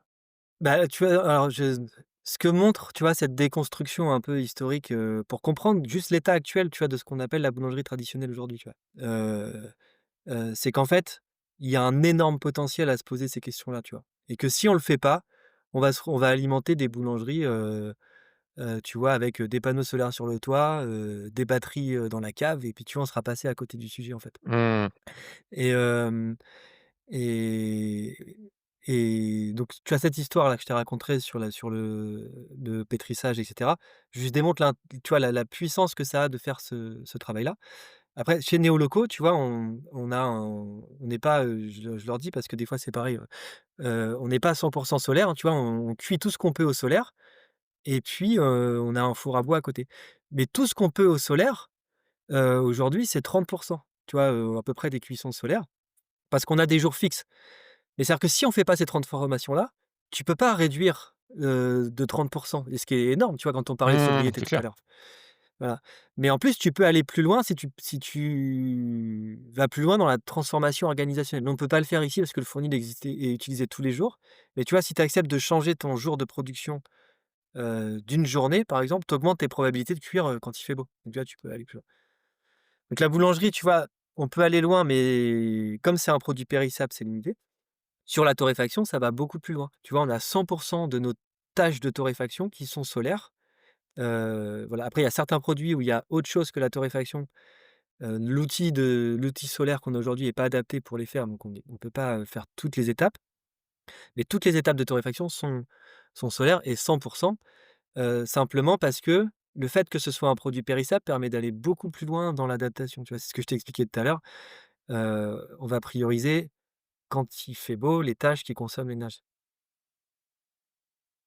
Et tes clients, ils enfin, tu vois, la réflexion, elle est assez poussée, elle va assez loin, comment tu l'expliques, de façon simple et comment ils ont compris ça? Enfin, tu vois, il y a un sujet là-dessus ou juste leur sujet, c'est de dire: «OK, il y a un mec qui fait du pain, au solaire, je trouve ça chouette et le pain est très bon donc je vais lui acheter». Enfin, il y a aussi un changement de mentalité auprès de tes clients, quoi, non? Comment ça se passe là-dessus? Ah, tu vois, sur le pain, par exemple, le changement, il n'a pas été tant à expliquer tout ça. Il a été plutôt à adapter, tu vois, le mode de distribution, tu Mmh. vois, à ce que ce soit compatible à ces contraintes-là. Et donc, par exemple, un des gros changements, c'est que chez nous, tous les pains sont commandés à l'avance. Tu vois, il y a pas de tu peux pas, vraiment arriver, Ouais, alors prendre un il y pain. a on livre aussi des magasins de producteurs qui commandent du pain en plus pour leur magasin, ce qui fait qu'il y a des pains qui sont libres et tout. Mais ça a beaucoup d'avantages parce qu'au début, quand j'avais encore un peu plus de temps, je pouvais, maintenant je peux plus, mais je changeais vraiment le jour de production en fonction du soleil, tu vois? Ce qui me permettait d'aller beaucoup plus loin dans les pourcentages que je t'ai donnés, tu vois, de production solaire. Parce que, bah, tu choisissais le meilleure journée de soleil de la semaine. Les gens, ils sont prévenus par un message la veille. Ceux qui veulent du pain, il y aura du pain demain, qui en veut, tu vois? Donc tu reçois tes commandes. Voilà, et donc il y a ça. Mais il y a aussi le fait que, il y a des en fait, en boulangerie, il y a énormément de pertes. Il y a énormément de pertes. Donc tu vois, ça pèse aussi sur les modèles économiques. C'est-à-dire que, tu vois, par exemple, quand tu as les vacances scolaires qui arrivent, tu peux avoir, 40 de vente en moins, toi. Tu vois? S'il y a des fois, les gens, ils ont décidé de partir tous en vacances en même temps, et donc il y a des variations comme ça. Et donc si tu as des commandes à l'avance, tu les as pas. C'est-à-dire que, bah, tu vois, les 30 ou les 40 de pain que tu aurais perdus, en fait, tu pas besoin de les cuire, donc tu pas besoin de Ouais, pas de l'énergie pour sujet, les quoi. cuire, Ouais. et tout ça, ça compte énormément. Tu vois, c'est beaucoup plus facile de cuire, 50 kilogrammes de pain solaire que 70, et donc si les 20 kilogrammes que tu as perdus, tu les cuis pas, et bah, tu t'en sors bien, voilà. Et ça, il faut accepter de repenser son mode de distribution, tu vois? Et donc, tu vois, tous ceux qui ont des problèmes des vrais problèmes, tu vois, de modèle économique liés au prix de l'énergie, ça passe par là aussi, tu vois?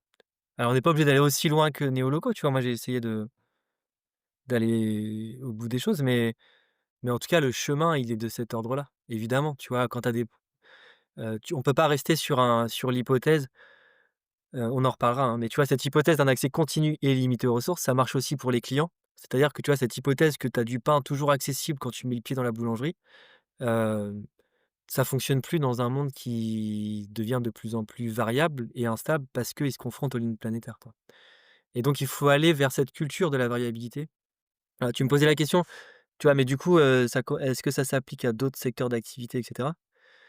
En fait, en 2023, tu vois, on m'a proposé d'écrire un livre sur tout ce que je viens de te raconter, globalement, mis à Comment part ça la vient part. ça? Juste de comprendre, qui te propose d'écrire un bouquin? C'est quoi le Bah, en fait, la petite histoire, c'est que j'ai un client du pain, heu son nom? C'est pas grave, on retrouvera son nom plus tard, mais vas-y, vas-y. En plus, c'est vraiment le stress du direct, tu vois? Parce que je le connais bien, et qui a écrit des bouquins parce qu'il chez Terre Vivante, parce qu'il a un potager, en centre-ville qui est très productif, voilà. Et donc, voilà, et donc le lien s'est fait comme ça, voilà, OK, un jour il te dit: Voilà. «Tiens, ça serait trop marrant que tu écrives un Donc bouquin», à l'origine, Terre Vivante fait des livres d'écologie pratique, tu vois? Mmh. Heu, bon, le mien, c'est pas vraiment le cas parce que c'est pas un livre de boulangerie, tu vois? Même si ça s'appelle la boulangerie solaire, c'est plutôt un livre de comment tu arrives à déconstruire, tu vois? Et reconstruire ces modèles-là, avec l'exemple de la boulangerie, avec l'exemple de la torréfaction. Mais tu vois, le 3e chapitre, c'est, heu, comment est-ce qu'on étend ça à d'autres secteurs d'activité, tu vois? Mmh. Parce qu'en fait, du coup, quand on m'a proposé d'écrire ce bouquin, tu vois, j'ai commencé à faire le tri, tu vois, entre ce qui avait marché, ce qui avait pas marché, tu vois? Tout a pas marché, enfin, tu vois, c'est une réflexion longue, hein, de plusieurs années, et hem et donc voilà, et donc quand on a enlevé ce qui a pas marché et on a gardé ce qui a marché et cetera, en fait, il y a vraiment une méthodologie qui a émergé, tu vois? En fait, bah, oui, effectivement, pour transformer à ce point-là le modèle d'activité de la boulangerie ou le modèle d'activité de la torréfaction, en fait, il y a une méthodologie, tu vois? Et que, bah, à partir du moment où tu te rends compte de ça, il s'est posé très rapidement la question de: «Mais dans quelle mesure cette méthodologie, elle est, heu, on peut elle est, transposable, j'allais dire, elle est, Applicable, ouais, ouais, duplicable dans d'autres secteurs de l'artisanat, mmh. avec d'autres technologies», tu vois? Pas forcément le solaire à concentration, mais d'autres choses, et dans quelle mesure elle est duplicable, à d'autres échelles, tu vois? Et donc là, j'ai commencé à travailler, beaucoup avec, Loïc Perrochon là-dessus, qui est un expert en organisation industrielle, qui est un ami en fait, d'études, qui lui était parti, dans la branche, classique, on va dire. Il fait de la Et ventilation? av Non, de pire que ça, je laisserai raconter. Et et mais qui du coup a acquéri, tu vois, le la vision, des industriels, les outils Mmh. qu'utilisent les industriels et cetera. Et donc on a pu traduire cette méthode, en langage, d'organisation industrielle, ce qui fait que, bah, c'est une vraie méthode, qui maintenant est enseignée en école d'ingénieur, tu vois? Moi aujourd'hui j'interviens, alors qui est en tout cas abordée dans toutes les grandes écoles d'ingénieurs françaises, hein. Moi j'interviens aux mines, à Centra enfin, tu vois? Que ce soit sous format alors des formats différents, hein, conférences, ateliers, modules, projets avec des élèves et cetera. Mais bah, Comment ça Centrale, s'est les construit mines, ça quand tu les arts et quand tu métiers. dis Bah, attends, bah, voilà, bah, attends, je présente la méthode et vas-y, après présente je d'abord la méthode et après on comprendra comment tu l'as diffusée, ouais. et tu vois, cette année, on va même faire un séminaire de recherche à Polytechnique, sur cette méthode. Voilà. Alors en fait, tu vois, ce qui et puis on intervient, bien sûr, il y a eu des diagnostics TELED dans d'autres secteurs, tu vois? Et qui commencent alors c'est une méthode émergente, hein, tout ça est très récent, mais il y a un gros, gros intérêt. Donc tu vois, on a fait des diagnostics, dans d'autres artisanats, tu vois? Des trucs très petits, mais il y a par exemple, un petit industriel, tu vois? Parce qu'ils sont 60, qui fabriquent des caisses, pour le secteur du vin.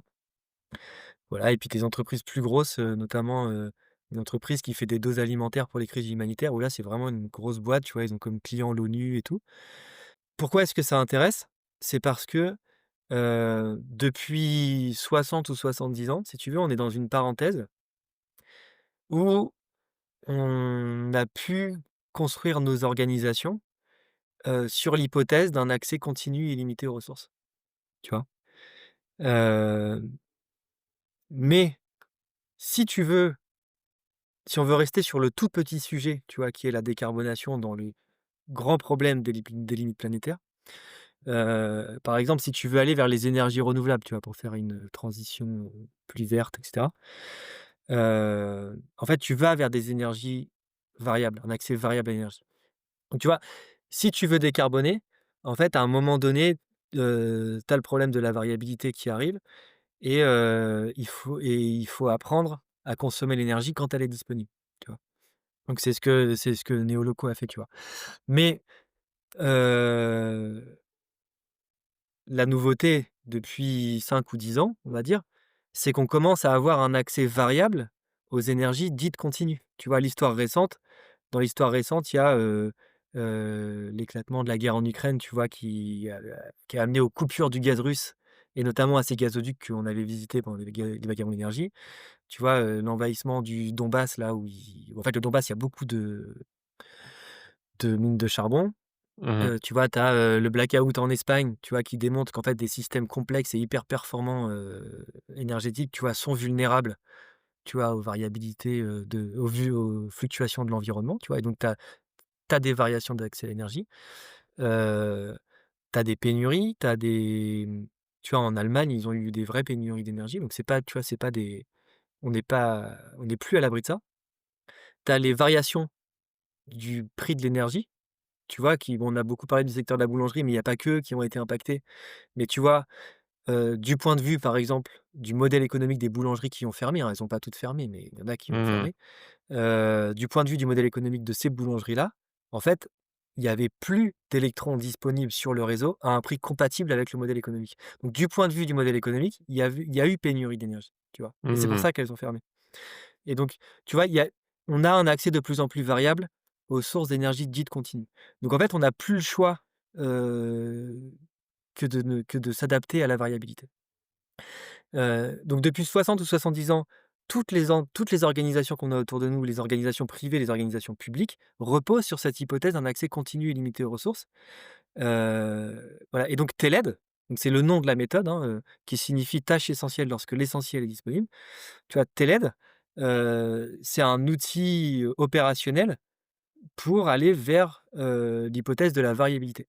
Et donc l'enjeu, c'est que tous les décideurs publics, les décideurs privés, tu vois, les chefs de projet dans leur futur métier et cetera, au moment de lancer un nouveau projet ou de moment de transformer un nouveau projet, tu vois, sachent se poser la question stratégique de: «Est-ce que ce projet, on le pense pour être compatible avec l'hypothèse de la variabilité sur les 30 prochaines années? Ou est-ce qu'on le pense pour être compatible avec l'hypothèse de la continuité, d'un accès continu et limité aux ressources pour les 30 prochaines années?» Tu vois?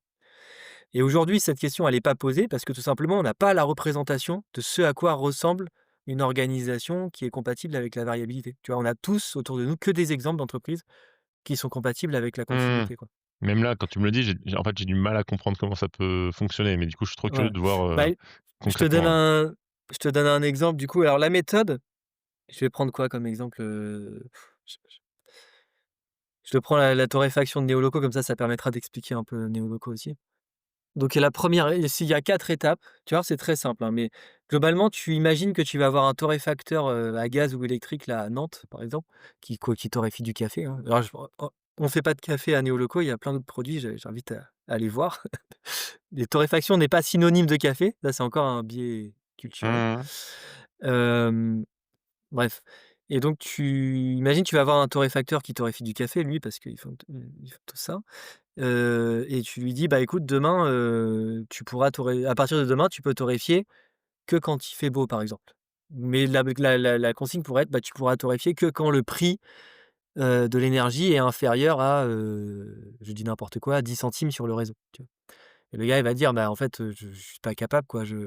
Moi, je produis à la demande, hein». Globalement, c'est ce qu'on fait tous, hein. C'est-à-dire qu'on a des commandes et puis ensuite on produit. Enfin, dans l'économie actuelle, c'est ça que je veux dire. Et donc la marche est trop haute, quoi. De On sait pas imaginer ça. C'est ce que tu me dis, hein, j'ai du mal à voir à quoi ça ressemble. Et donc là, l'objectif de tes c'est justement d'arriver à réduire la hauteur de la marche. Donc il y a 4 étapes qui vont assez vite, tu vois? Et après ça te paraît beaucoup plus facile. Première étape, c'est un diagnostic, tu vois? On fait un état des lieux et donc là, c'est identifier toutes les tâches de l'activité. Donc bah, tu vois, pour avoir une activité de torréfaction, donc c'est l'inventaire des tâches. Donc tu vois, bah, il faut, trouver des graines à torréfier, tu vois? Il y a du sourcing si tu veux. Il faut, une fois que tu as des graines, tu les torréfies. Après, une fois que tu les as torréfiées, bah, faut les emballer, tu vois? Après, il faut trouver des clients, donc il y a un travail commercial. Après, il faut livrer les clients que tu auras trouvés. Ensuite, c'est pas fini, tu vois? Après, il y a la comptabilité, la communication. Voilà, si t Mmh. l'idée, c'est que si tu enlèves un truc, si tu enlèves une tâche, l'activité, elle est pas viable, en fait. Donc une fois que tu as trouvé ça, tu as fait ton inventaire des tâches. C'est l'étape la plus longue. La deuxième étape, c'est tu identifies là-dedans, la ressource les étapes qui consomment la ressource critique. Donc, dans notre cas là, c'est l'énergie, mais tu verras qu'on élargit à d'autres ressources. Tu vois, l'eau, c'est une source variable. On commence à discuter avec, des gens qui font la gestion de l'eau et cetera. Donc l'énergie, on reste sur l'énergie. Hem, donc Bah, dans une activité de torréfaction, l'étape qui consomme le plus d'énergie, c'est l'étape de torréfaction. Voilà, donc là, c'est facile. OK, donc la deuxième étape est terminée, on sait que c'est la torréfaction qui consomme de l'énergie. Troisième étape, tu viens prioriser dans ton organisation, là, donc on commence à toucher l'organisation, tu priorises les tâches énergivores au moment où l'énergie est disponible ou les tâches essentielles au moment où l'essentiel est disponible. Là, c'est l'énergie, donc les tâches énergivores au moment où l'énergie est disponible. Voilà, et là, tu te rends compte que, bah, tu vois, en fait, la tâche de torréfaction, ça représente 15 du temps de travail. Tu Mmh. vois? Puisque tu as fait l'inventaire. L'emballage, parce que nous, c'est un emballage manuel ici, c'est 40 du temps de travail. Donc tu vois, on est plus une entreprise d'emballage que de torréfaction. Mais l'emballage n'a pas besoin d'énergie, c'est manuel. La torréfaction a besoin d'énergie. Voilà, et donc en Normandie, il y a à peu près 40 de probabilité qu'il fasse beau, tu vois? Et donc, tu vas faire rentrer 15 du temps dans 40. Tout d'un coup, tu vois la hauteur de la marge qui se réduit vachement, quoi. Tu te dis: «Bon, sur un produit de conservation, je dois pouvoir, y arriver». Heu, voilà. Et la quatrième étape, qui arrive juste après la troisième, hein, c'est bien fait, c'est qu'à partir du moment où tu te dis: «Oui, bah, je peux faire rentrer mes 15 dans mes 40, je peux faire ça». Sauf qu'en fait, ça implique de transformer l'organisation d'entreprise qui jusque-là était une organisation en flux tendu, c'est-à-dire j'ai mes commandes, je produis pour, livrer, en une organisation d'entreprise par le stock. C'est-à-dire que je vais constituer un stock quand il fait beau et en fait, ce stock, je calcule un seuil haut. Parce que j'ai calculé qu'en fait, ça sert à rien que je stocke trop parce que j'aurais plus sinon je mets plus d'un an à écouler mon stock, par exemple, et un stock bas, et un seuil bas, pardon, et quand c'est ce seuil, il me sert à, bah, quand j'ai un produit qui arrive sous ce seuil-là, je sais que les prochains jours de soleil, je les utiliserai pour remettre à niveau ce produit, par exemple, et de cette manière-là, tu vois, par exemple, en 2023-2024, je il me semble, ou je sais ouais, c'est ça. Ou 2023-2024-2025, il a vraiment pas fait beau, tu vois? Un peu partout en France. Donc nous, on a pu faire moins de pain solaire, parce que, bah, du coup, c'est un produit périssable, donc on dépend du soleil qui est à l'instant T. Mais par contre, on est resté à 100 de graines torréfiées au solaire, tu vois? Avec zéro pénurie, dans les commandes clients. Voilà, et donc par des adaptations organisationnelles, tu transformes, tu vois, l'accès variable à la ressource en accès continu à ton produit fini. Donc là, c'est assez puissant, dans l'idée, et Et comment tu le passes à l'échelle? Tu vois, ma question, c'est derrière ouais, une boîte un peu plus grosse. C'était un exemple, je crois, d'une boîte de 60 personnes, ce que j'allais dire. ouais. Là, j'imagine que tu as un flux, plus continu de production, que tu peux presque jamais arrêter ou? Bah, tu vois, bah, typiquement parce que tu rebondis sur celle-là, les préconisations qu'on a faites, dans cette entreprise, il faut savoir qu'ils avaient un champ de panneaux solaires sur le parking, tu vois? Des ombrières photovoltaïques qui étaient déjà là, et donc ta remarque, c'est toujours la même, tu vois? C'est-à-dire que Bah, oui, oui, j'imagine, ouais. c'est tou c'est toujours la même, donc c'est toujours: «Ah beh, oui, mais d'accord, je comprends bien dans tel exemple que tu m'as donné, mais moi dans mon secteur, ça marchera pas puisque, globalement je vois pas comment ça peut j'ai pas la représentation». C'est ça en fait, Mmh. et donc ils ont eu la même remarque, et sauf qu'en fait, systématiquement, hein, c'est tellement un regard, tu vois? On a tellement pensé les organisations pour être compatibles avec la continuité et jamais avec le regard de la variabilité, qu'en général en 5 minutes, 1 heure, allez, dans l'entreprise, tu vois, en commençant cet inventaire-là, tu vois des choses émerger, incroyables.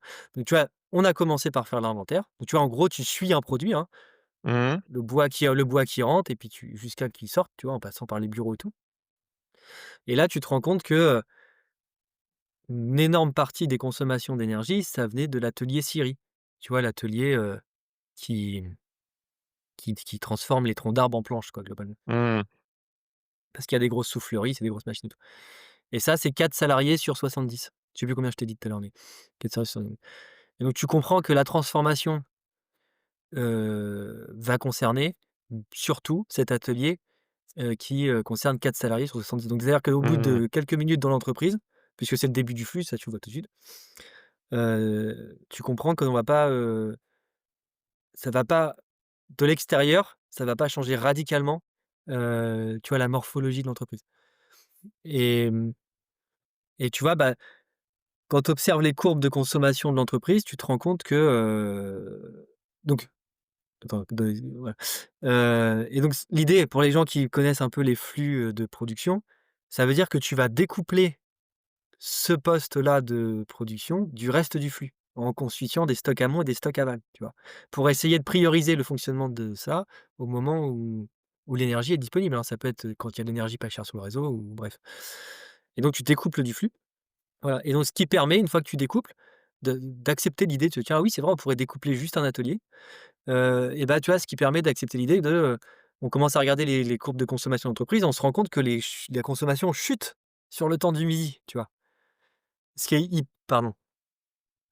Donc la consommation chute sur le temps du midi, ce qui est hyper dommage parce que, bah, Tu c'est là mouvement où on solaire, quoi, produit ouais. l'ombrière, tu vois? C'est Ouais, quand même, assez dommage, et donc ce qu'on 1re préconisation, donc ça c'était, on a eu une liste de préconisations de peut-être 30 adaptations organisationnelles, tu vois? Des plus simples aux plus complexes. Donc la première, ça a été: «Écoutez, est-ce qu'on pourrait pas décaler de 45 minutes, tu vois, la pause du midi, de l'atelier scierie, de manière à lisser, la consommation de l'entreprise aux heures où», voilà, et ça a été mis en place la semaine d'après, tu vois? OK, ouais. Et ça a résolu d'autres problèmes puisque tu vois, que tout le monde débarque à la cafétéria en même temps, c'était pas optimal non plus, tu vois? Bien sûr. Et donc ça a été très bien accepté. Voilà, après ça va plus loin. C'est une entreprise qui était passée en semaine de 4 jours, ce qui super, mais ce qui veut dire que les consommations de l'entreprise se concentrent sur 5 jours, sur 4 jours, et donc tu as les probabilités qu'il fasse beau le vendredi et cetera, bah, ça dégage en fait, et donc nous on a préconisé: «OK, tout le monde reste sur 4 jours, mais est-ce que l'atelier scierie pourrait pas fonctionner, du mardi au vendredi soir?» Tu vois?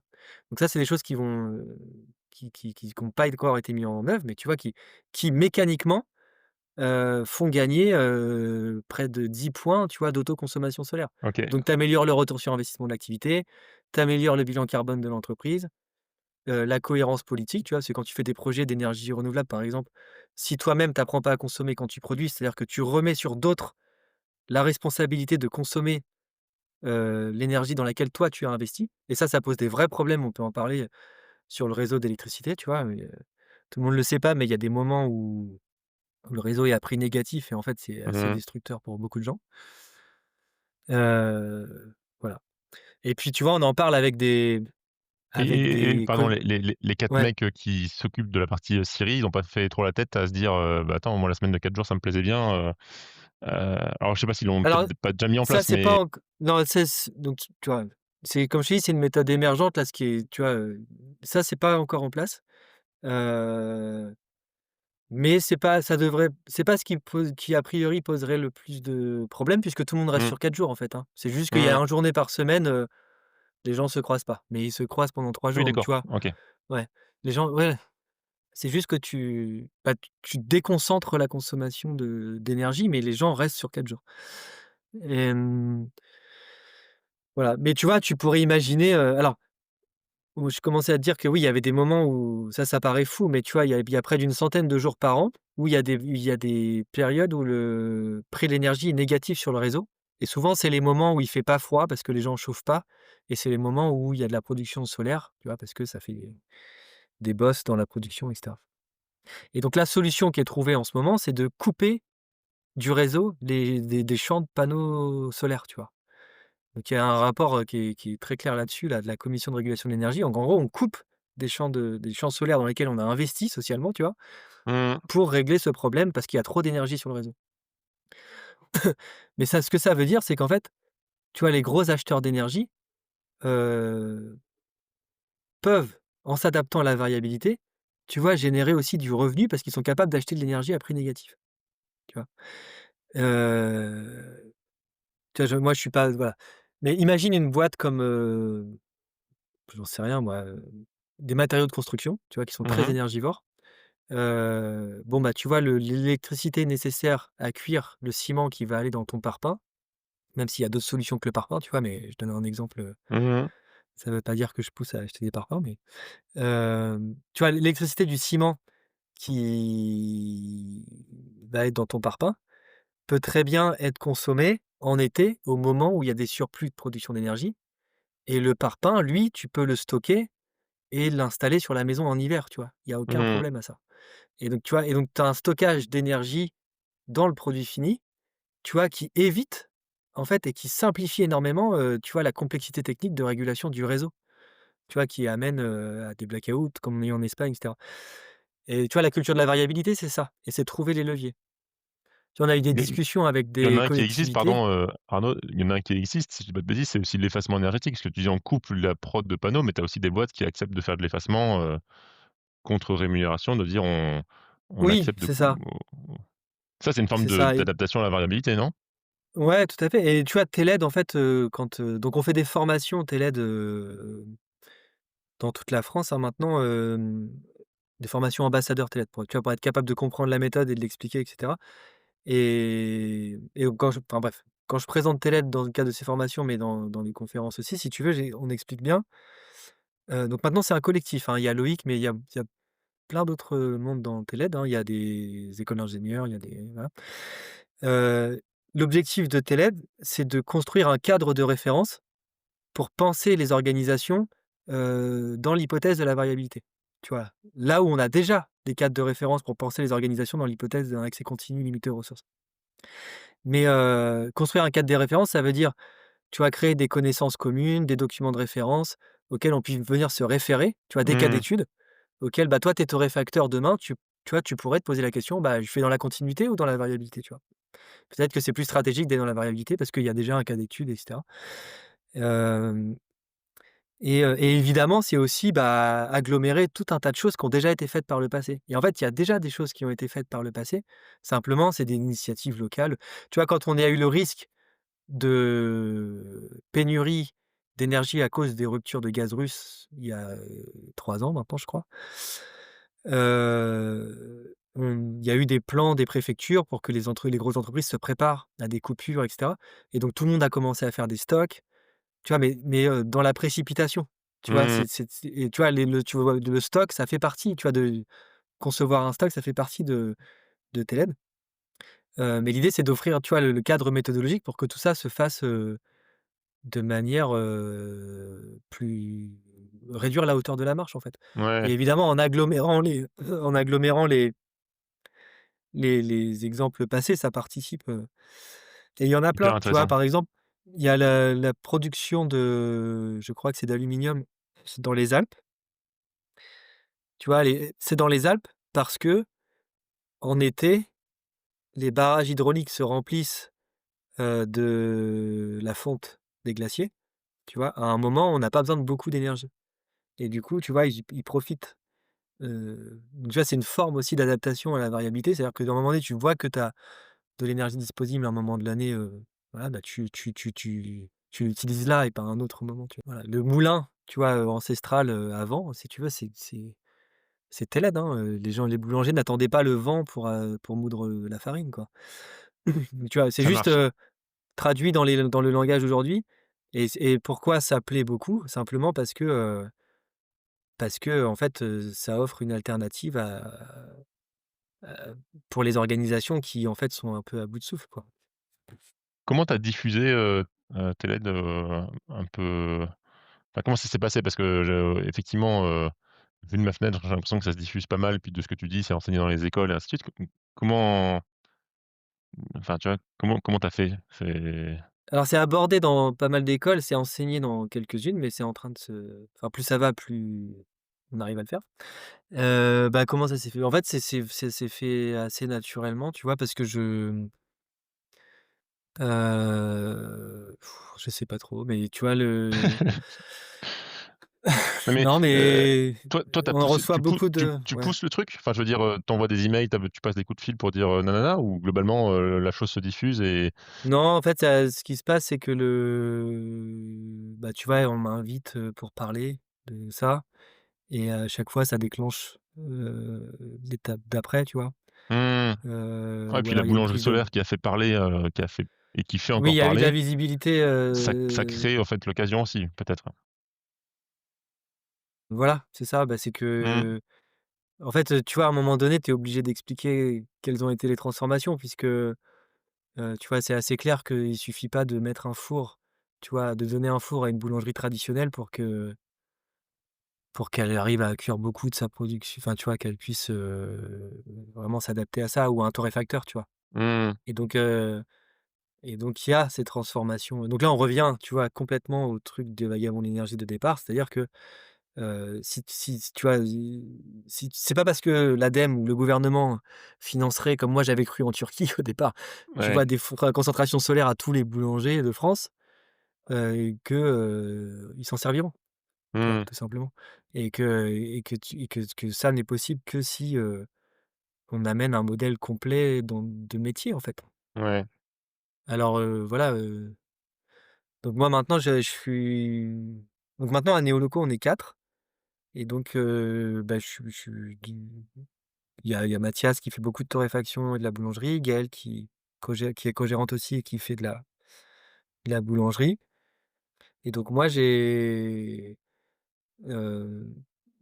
tu vois, on n'a pas vocation à grossir beaucoup, donc, tu vois, on accepte de recevoir des artisans qui voudraient, bah, se faire une idée et puis en disant bien que c'est pas facile, tu vois? Parce que quand on explique tout ça, c'est vrai que c'est des nouvelles idées, donc du coup, c'est assez enthousiasmant et tout. Mais, faut bien dire que, Concrètement après, ouais, un peu plus bah, dur, et quoi. tu vois, c'est du travail, quoi, et puis tout ça est Mmh. émergent et tout, donc, je pense qu'il y a c'est enthousiasmant, mais il faut y aller aussi en se disant que c'est pas facile. Puis de ce que j'ai Et cru voir un peu sur les réseaux, c'est que tu as des boulangeries solaires, qui se montent ici et là, quoi. C'est-à-dire que ouais, tu as un petit truc alors qui se crée, quoi. tout à fait, et tu as vu que c'est jamais, enfin, tu vois, là, dans celle dont tu parles à Nantes, c'est boulangerie et biscuiterie, tu vois? Parce que moi, Mmh. par exemple, j'explique bien que, tu as un potentiel beaucoup plus grand sur les produits de conservation. Mmh. Tu vois? Du fait de cette méthode d'organisation et cetera, tu peux aller beaucoup, tu vois? Si quelque part il faut transformer des activités aujourd'hui, la priorité pour moi est sur les produits de conservation. Parce que les produits de conservation, c'est 99 de ce qu'on produit, tu vois? Les matériaux de construction, ta chemise, tu vois? Les biscuits, tous les produits secs, alimentaires, heu, tous les objets et tout ça se conservent très bien. Mmh. Tu vois? Tu peux fabriquer une table quand tu as de l'énergie disponible et la stocker pour la vendre plus tard, tu vois? Plutôt que Mmh. de mettre l'énergie dans une batterie et la fabriquer quand tu la vends, quoi.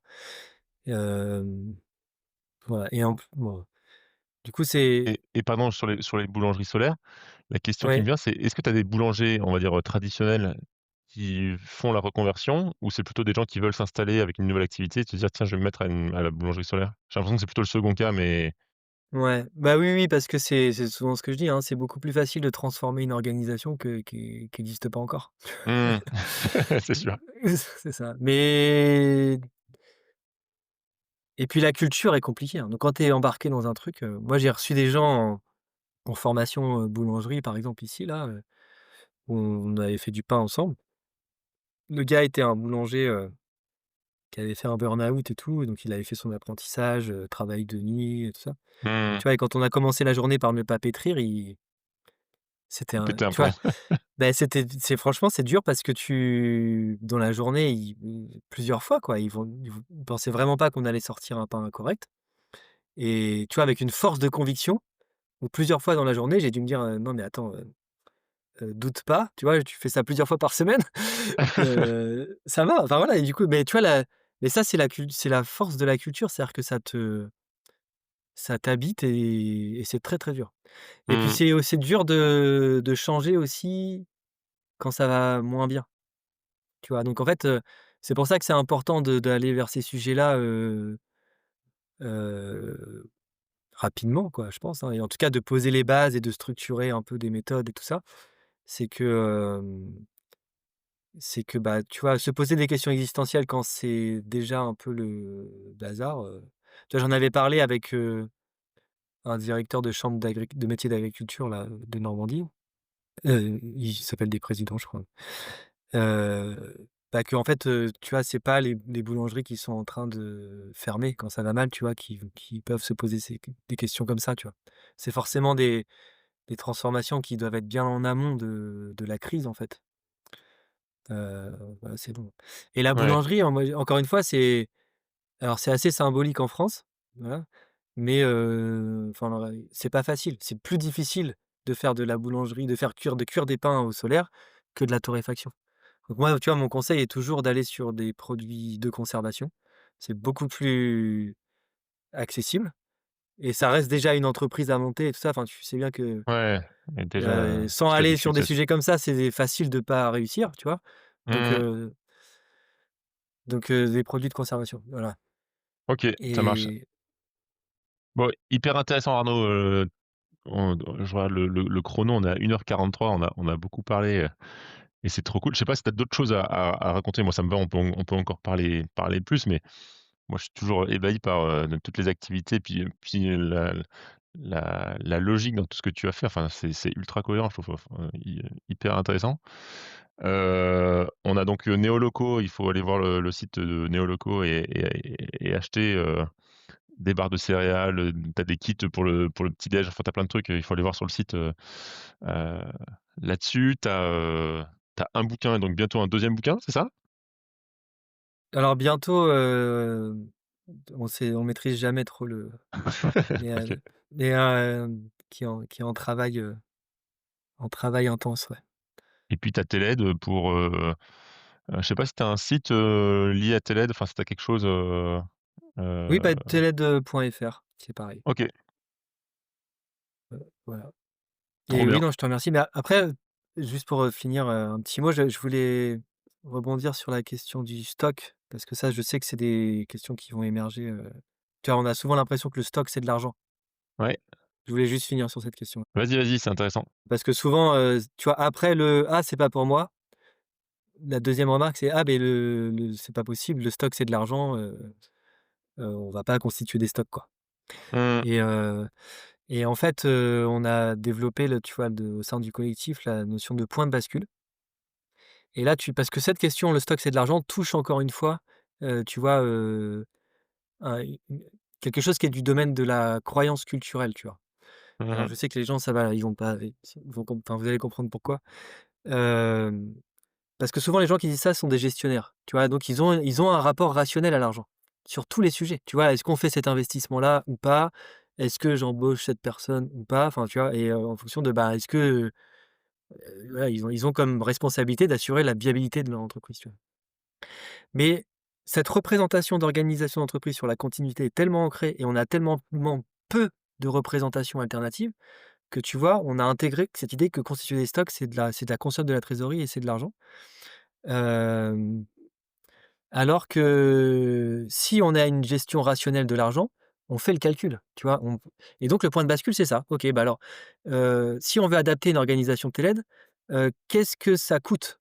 Et donc tu peux faire une division, tu vois, en mettant, bah, oui, effectivement, peut-être que j'ai besoin de trésorerie. Donc OK, j'ai de l'immobilisation de trésorerie, ça se finance, tu vois? Tu fais un prêt bancaire, machin. Et sachant que les banques ont très peu de mal, enfin, ont beaucoup de facilité, on va dire comme ça, à financer du stock, parce que ça, c'est pas Mmh. risqué. Ouais. Peut-être qu'il va falloir un petit bâtiment en plus, machin. Peut-être qu'il faut que j'assure mon stock. C'est pas grave, tu vois? Il y a tout un tas de coûts, vas-y, on les compte. Et en dessous, tu peux faire la division de Heu, OK, mais alors qu'est-ce que ça me rapporte, tu vois? Ah bah, je vais pouvoir acheter de l'énergie moins chère, voire gratuite, tu vois? Si je fais au solaire. Voire dans certains cas, je la consomme à des moments où l'énergie pour les gros, tu vois, pour les collectivités, par exemple les métropoles, j'ai eu des échanges avec des métropoles, sont capables d'acheter sur les marchés de gros, donc c'est-à-dire de l'énergie négative, donc ça peut être une source de revenus. Et donc tu vois, et donc si ce ratio est inférieur à 1, ça veut dire que ton activité a une meilleure viabilité économique dès aujourd'hui, tu vois? Avec une organisation compatible avec la variété plutôt que la continuité. Et si c'est pas le cas, c'est intéressant quand même de le calculer parce que quand tu regardes les progressions, les projections d'augmentation du prix de l'énergie, ce sera le cas dans beaucoup de secteurs d'activité, tu vois, dans les 10 ou 15 ans à venir. Sauf que les investissements que les entreprises font aujourd'hui, il faut savoir si elles seront encore compatibles avec le mode d'organisation qui aura du sens, tu vois, dans 5, 10 ou 15 ans. Et donc ça a un intérêt de calculer ce point de bascule-là. Ouais, c'est intéressant, ouais. Tu vois, moi, j'essaie de me faire le parallèle en même temps, pour notre activité sur la peinture, tu vois? De dire, bah, nous, on produit, en fonction des commandes. Il y a un su donc effectivement, j'aimerais bien produire au moment où l'énergie est propre et pas chère, voire négative, tu vois? Ça peut être intéressant. La question, c'est de la Bah, vente. C'est de se dire: «Il faut du coup que mes clients achètent». Enfin, ou en tout cas avoir un stock où je sais que chaque année, je vais avoir un stock qui va être vendu, on va dire, quoi qu'il arrive et je peux dire: «OK, ça, ce stock-là, je peux le faire en amont», plutôt que de tout C'est ça. produire, en continu. Ah, c'est hyper Et puis intéressant. t et tu vois, il faudrait regarder sur comment est-ce que, opérationnellement c'est fabriqué, tu vois? Si vous faites plusieurs batchs enfin, tu vois, plusieurs, fournées, et cetera. Mais, c'est pas nécessaire de viser le 100 tout de suite, tu vois? Mmh. Et tu vois, la variabilité, ça peut être, bah, effectivement, tu vas essayer de produire, par exemple, ta peinture au moment où il fait beau, tu vois? Pour profiter de l'énergie solaire sur le réseau, ce genre de choses. Mais ça peut être, une discussion aussi, tu vois? La personne qui te les fabrique, peut-être qu'elle a des charges variables, tu vois? Mmh. En fait, il y a des moments de l'année où ça l'arrange plus et cetera et heu et et toi, ça t'arrange, enfin bref.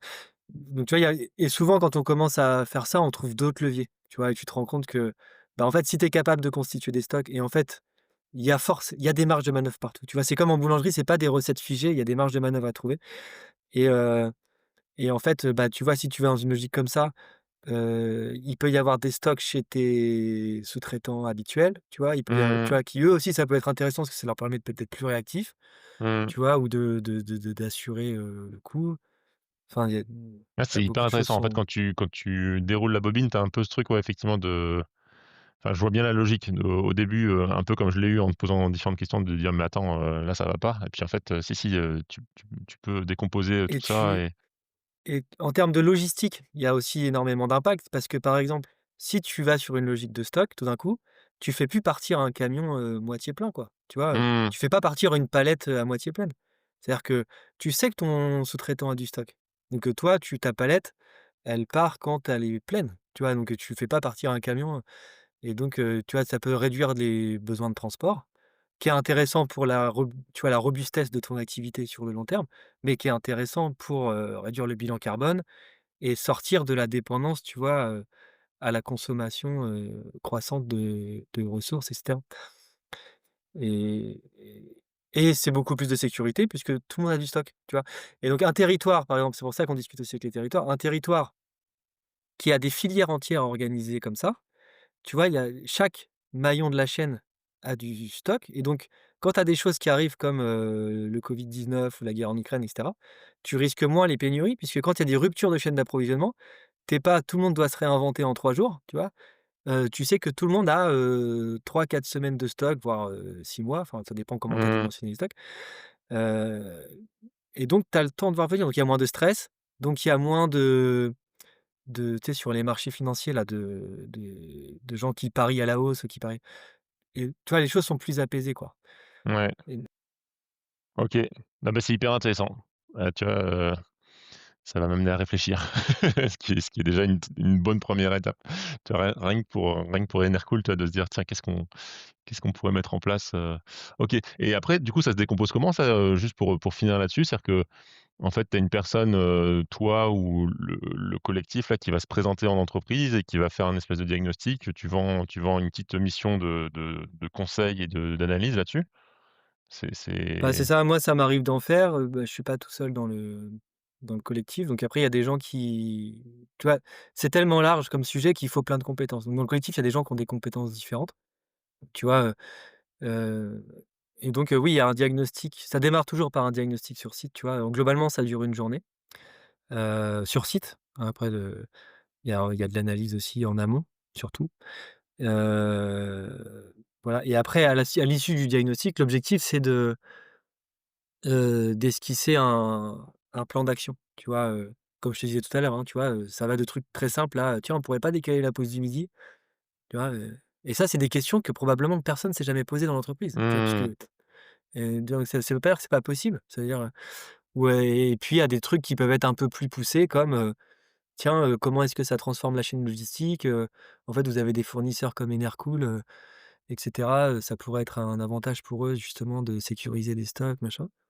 Ou de ouais, pouvoir, afficher, tu vois, cette idée de cohérence politique, par exemple, hein, tu vois? Dans le cas de gens qui utilisent des énergies renouvelables, ben, tu vois, c'est pas juste un geste financier, on a pris notre responsabilité, en fait, sociétale et nous, on apprend à consommer l'énergie qu'on produit, tu vois? On remet pas sur les autres la responsabilité et ça, c'est assez fort et c'est hyper important parce qu'aujourd'hui, c'est pas fait et du coup, on se retrouve à couper des champs de panneaux solaires à des moments, et ça joue contre, contre